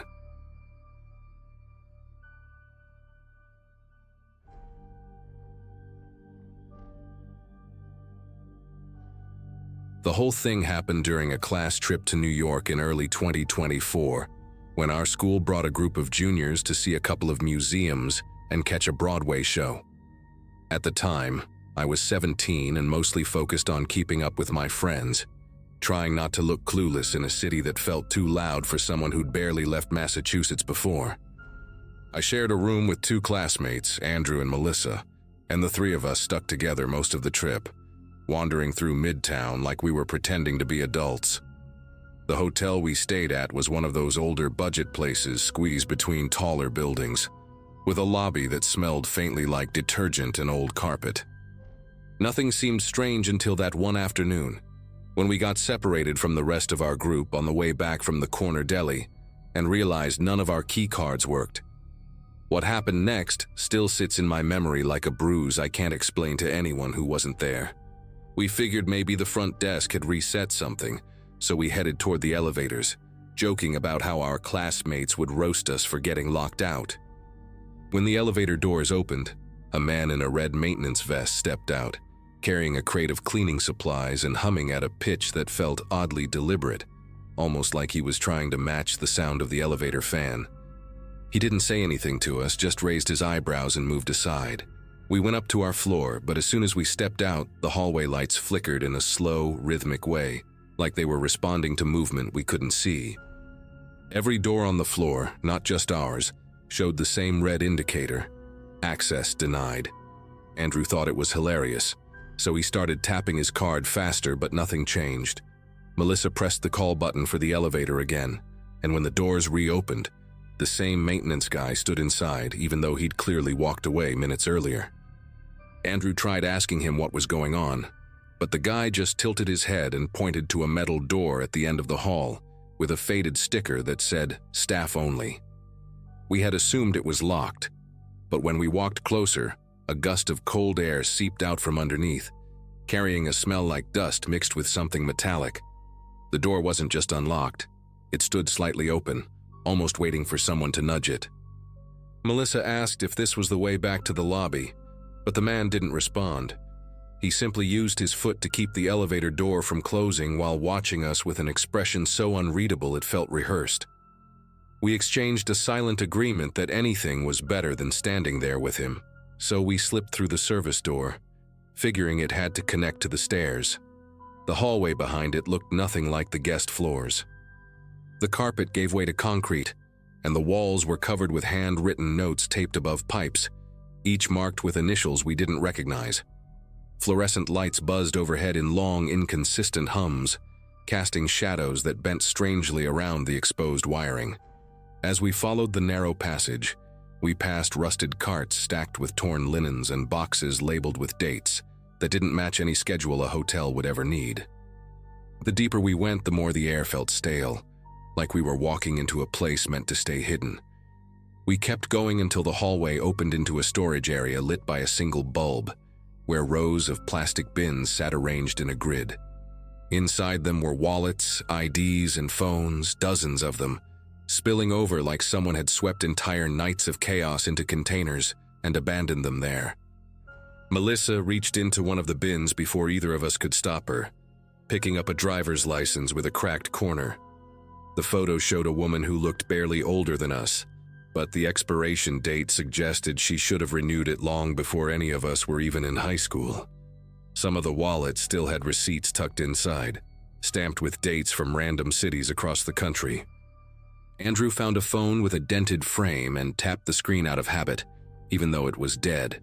What struck me wasn't just the quantity, but the fact that every bin had a small laminated tag clipped to the front with handwritten letters: M3, B9, S4. None of it made sense.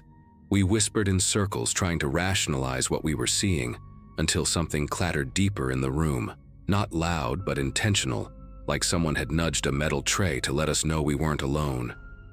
We moved toward the hallway again, sticking close together, but the path didn't look the same anymore.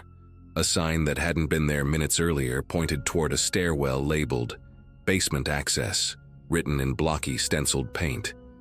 Even the air felt different, warmer now, carrying a faint bitter smell that reminded me of overheated electronics. Andrew kept glancing behind us, muttering about how the bins weren't just lost items. They looked organized, sorted even. When we pushed open the basement stairwell door, it let out a soft groan that echoed down the concrete steps. Light from above barely reached past the third step, leaving the bottom swallowed in a blurry darkness. Melissa insisted we go up, not down, but right as she said that, the sound of keys jingled somewhere below, followed by a slow scrape of something dragging across the floor. None of us agreed to run. We just ended up doing it at the same time. The staircase led to another service corridor, This one lined with metal doors that had no room numbers, only barcodes printed on stickers, some peeling, some newly applied. A small, rolling table stood off to the side with an open notebook filled with lists of dates and initials, all written in the same heavy-handed block letters we'd seen on the bins. A digital clock mounted on the wall blinked the wrong time, resetting every few seconds as though it couldn't decide on the hour. Before we could process any of it, a voice echoed from behind us, polite, measured, and close enough to make Melissa flinch backward. It was the maintenance guy, his tone calm, asking if we had gotten mixed up and needed help getting back to our floor. His presence there felt too convenient, too practiced, as if he knew exactly where we'd end up. He guided us back through a shortcut none of us had seen before, a plain door that opened directly into our hallway. All the lights there were steady now, glowing with a warmth that made the whole basement ordeal feel unreal. Our door unlocked immediately when Melissa tried her card again, and the staff member just nodded once before walking away, his steps silent on the carpet despite the heavy boots he wore. The moment the latch clicked behind us, Andrew realized his phone was missing from the nightstand where he'd left it charging. He tore the room apart while Melissa stood beside him, trying to calm him down. I checked the drawers, the bathroom, even under the beds, but his phone had vanished completely. We agreed to report it after dinner, assuming housekeeping had accidentally moved it. But none of us really believed that. About an hour later, while we were getting ready to head downstairs and meet the others, Andrew's missing phone somehow lit up on his nightstand, the same spot we had searched repeatedly. The battery showed only 3%, yet the screen turned on long enough to reveal a string of unread messages. The sender ID wasn't a number, it was blank, just an empty field. The first message said, "You shouldn't have gone down there." The second followed a few seconds later. "Stay on your floor tonight." Andrew tried unlocking the phone, but it powered off instantly, like whatever had turned it on had only allowed it to stay awake long enough to deliver the warning. None of us spoke for nearly a minute. The room felt strangely quiet, like the hallway outside had been muted. Melissa suggested we go straight to our teacher, but when we opened the door, a housekeeping cart blocked the hallway, positioned perfectly in front of our room, even though no one was nearby. We pushed the cart aside and hurried to the elevator, but every button we pressed redirected us to the lobby, even when we tried selecting higher floors. The moment the doors opened, we spotted the maintenance guy standing near the front desk, but now he wore a regular button-down shirt instead of the vest, as if he had changed roles in the short time since we'd last seen him. When he noticed us, he gave a quick nod to someone behind the counter, a gesture so small we almost missed it. Right then, Andrew's phone lit up again, still supposedly dead, displaying one final message: "Don't talk." He palmed the phone immediately, shielding it from view. We had no idea who was controlling it, but the timing was impossible to ignore. Whatever this was, it clearly involved more than one person. We spent the next hour pretending everything was normal, sitting through dinner with the group, making small talk, trying not to let our eyes drift toward any member of the hotel staff. Andrew kept his phone in his pocket, afraid even to glance at the screen. At one point, a bellhop passed behind us carrying a tray, and when I turned slightly, I noticed a key card tucked into his belt loop with the same barcode formatting we'd seen in the basement corridor. That small detail made my throat tighten. It wasn't just a theft ring. People in the hotel were tracking guests, sorting their belongings, and monitoring anyone who wandered into restricted spaces. Whatever they planned to do with those items, or with the owners of those items, we didn't stay long enough to find out. The next morning, our teacher announced we'd be switching hotels due to a reservation miscommunication, though none of us believed that excuse. Andrew powered on his phone for real this time, expecting more messages, but everything had been wiped. No warning texts, no call logs, not even his lock screen photo remained. Melissa tried asking the front desk about the lost and found policy before we left, but the clerk just smiled politely and said they didn't keep misplaced belongings for more than a day. We didn't argue. We grabbed our bags, boarded the bus, and didn't look back. To this day, Andrew still refuses to stay in any hotel without taping over the peephole and putting his suitcase against the door. As for me, every time I think of those bins in the basement, I wonder how many people never realize their things didn't just go missing. They were taken, categorized, and stored by someone who was watching them long before they ever checked in.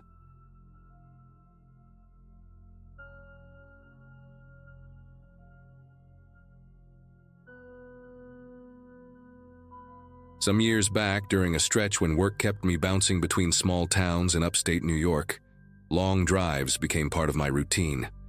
That particular afternoon had been quiet, the kind where the sky looks washed out and tired, and the highway hum becomes almost hypnotic.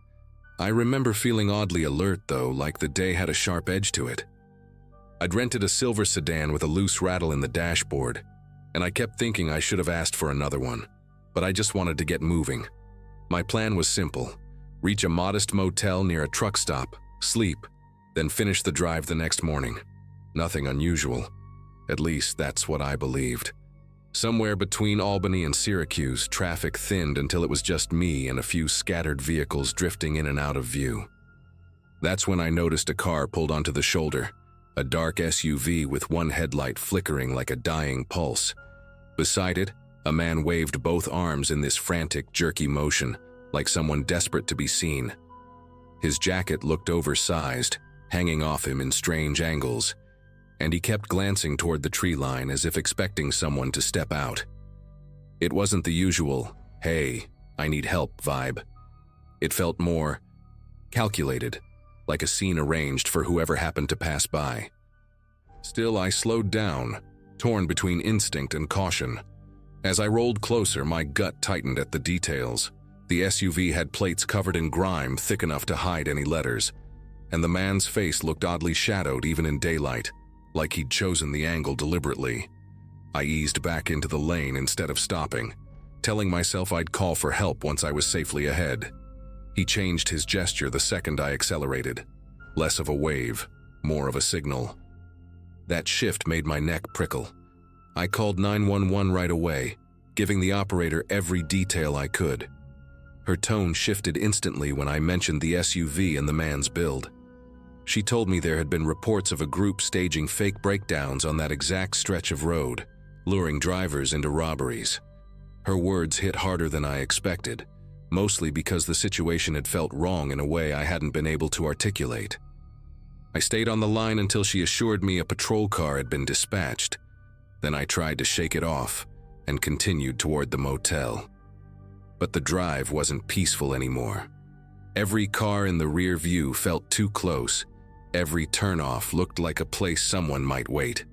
By the time I reached the motel around dusk, I was drained. I checked in, parked under a buzzing security light, and tried convincing myself the worst part of the day was already behind me.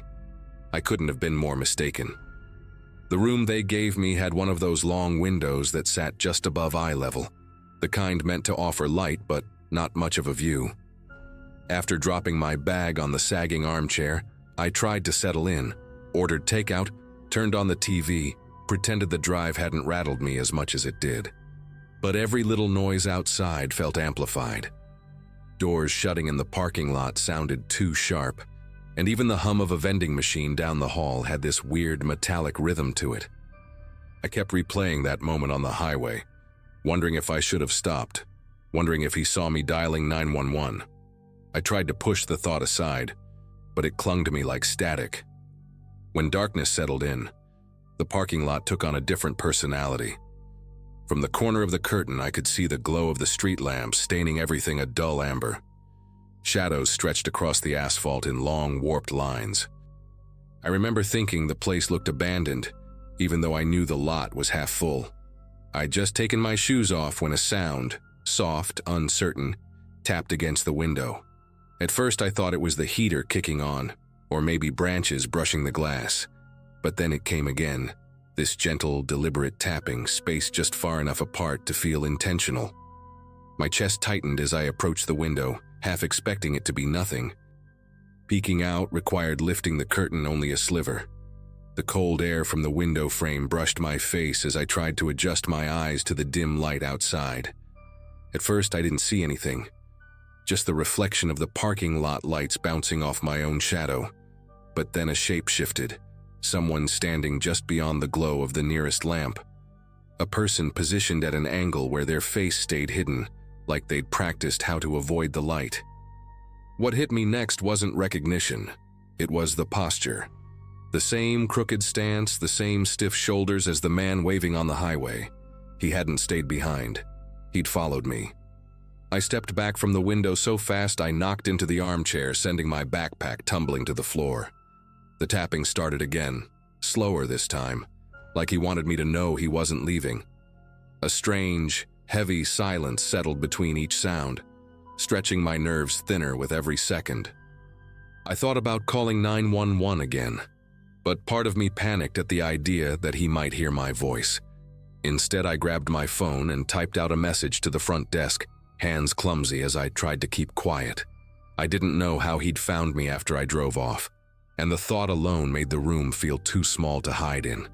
The front desk clerk responded quicker than I expected, saying he was sending someone from maintenance to take a look outside. That phrasing didn't give me much confidence, but it was better than sitting there doing nothing. While I waited, the tapping stopped, replaced by this faint crunching sound on the gravel beneath the window, like someone shifting their weight back and forth.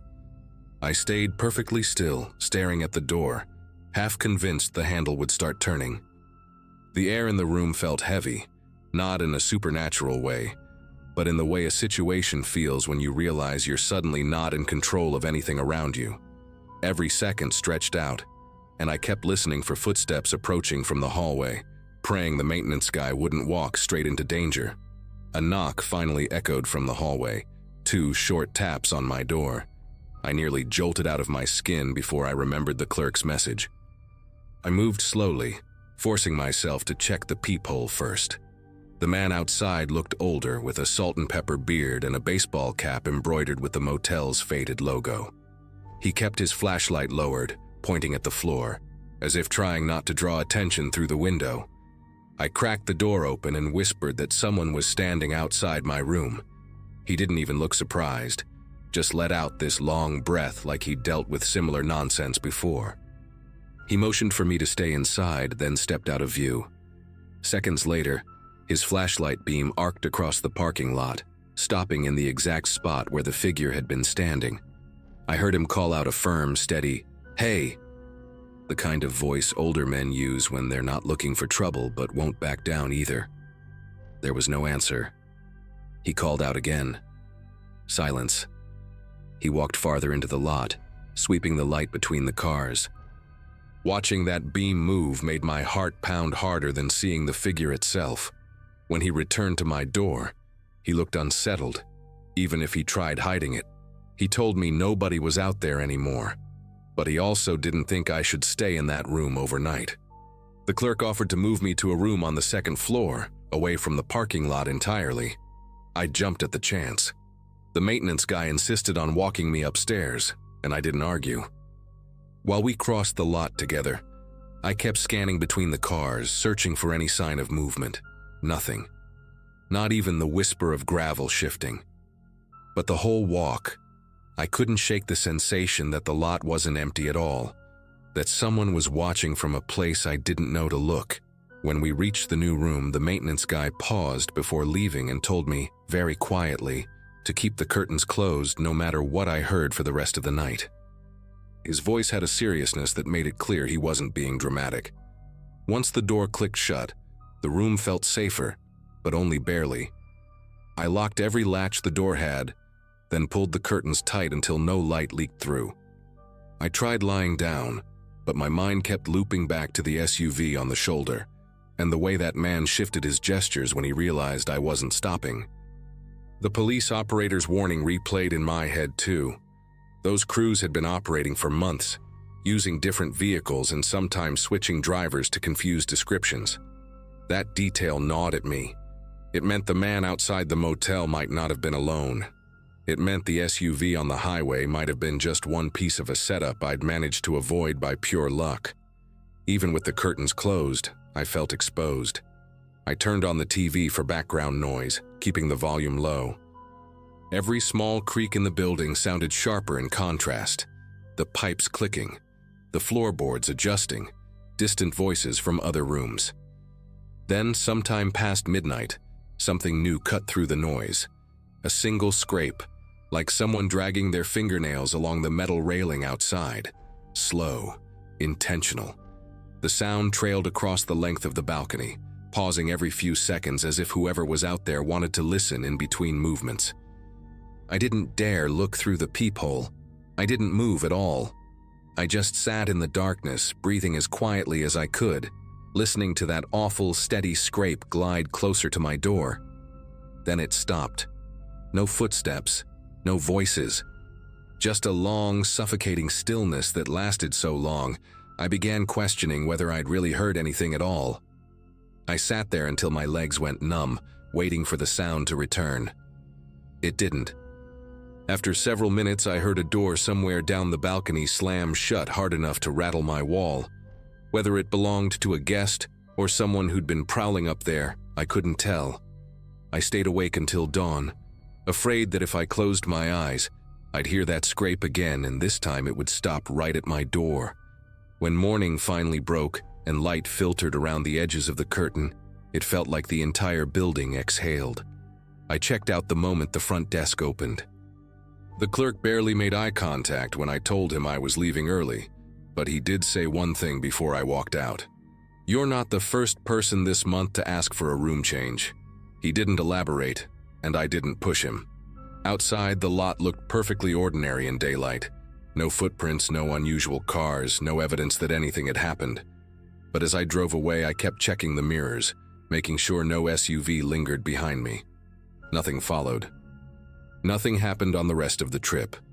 Yet even now, I still think about how precise that tapping was, how the man had found me miles from where I'd passed him, and how someone dragged their hand along the railing outside my room the same night police warned me about roadside robbery setups. I don't have an explanation for any of it.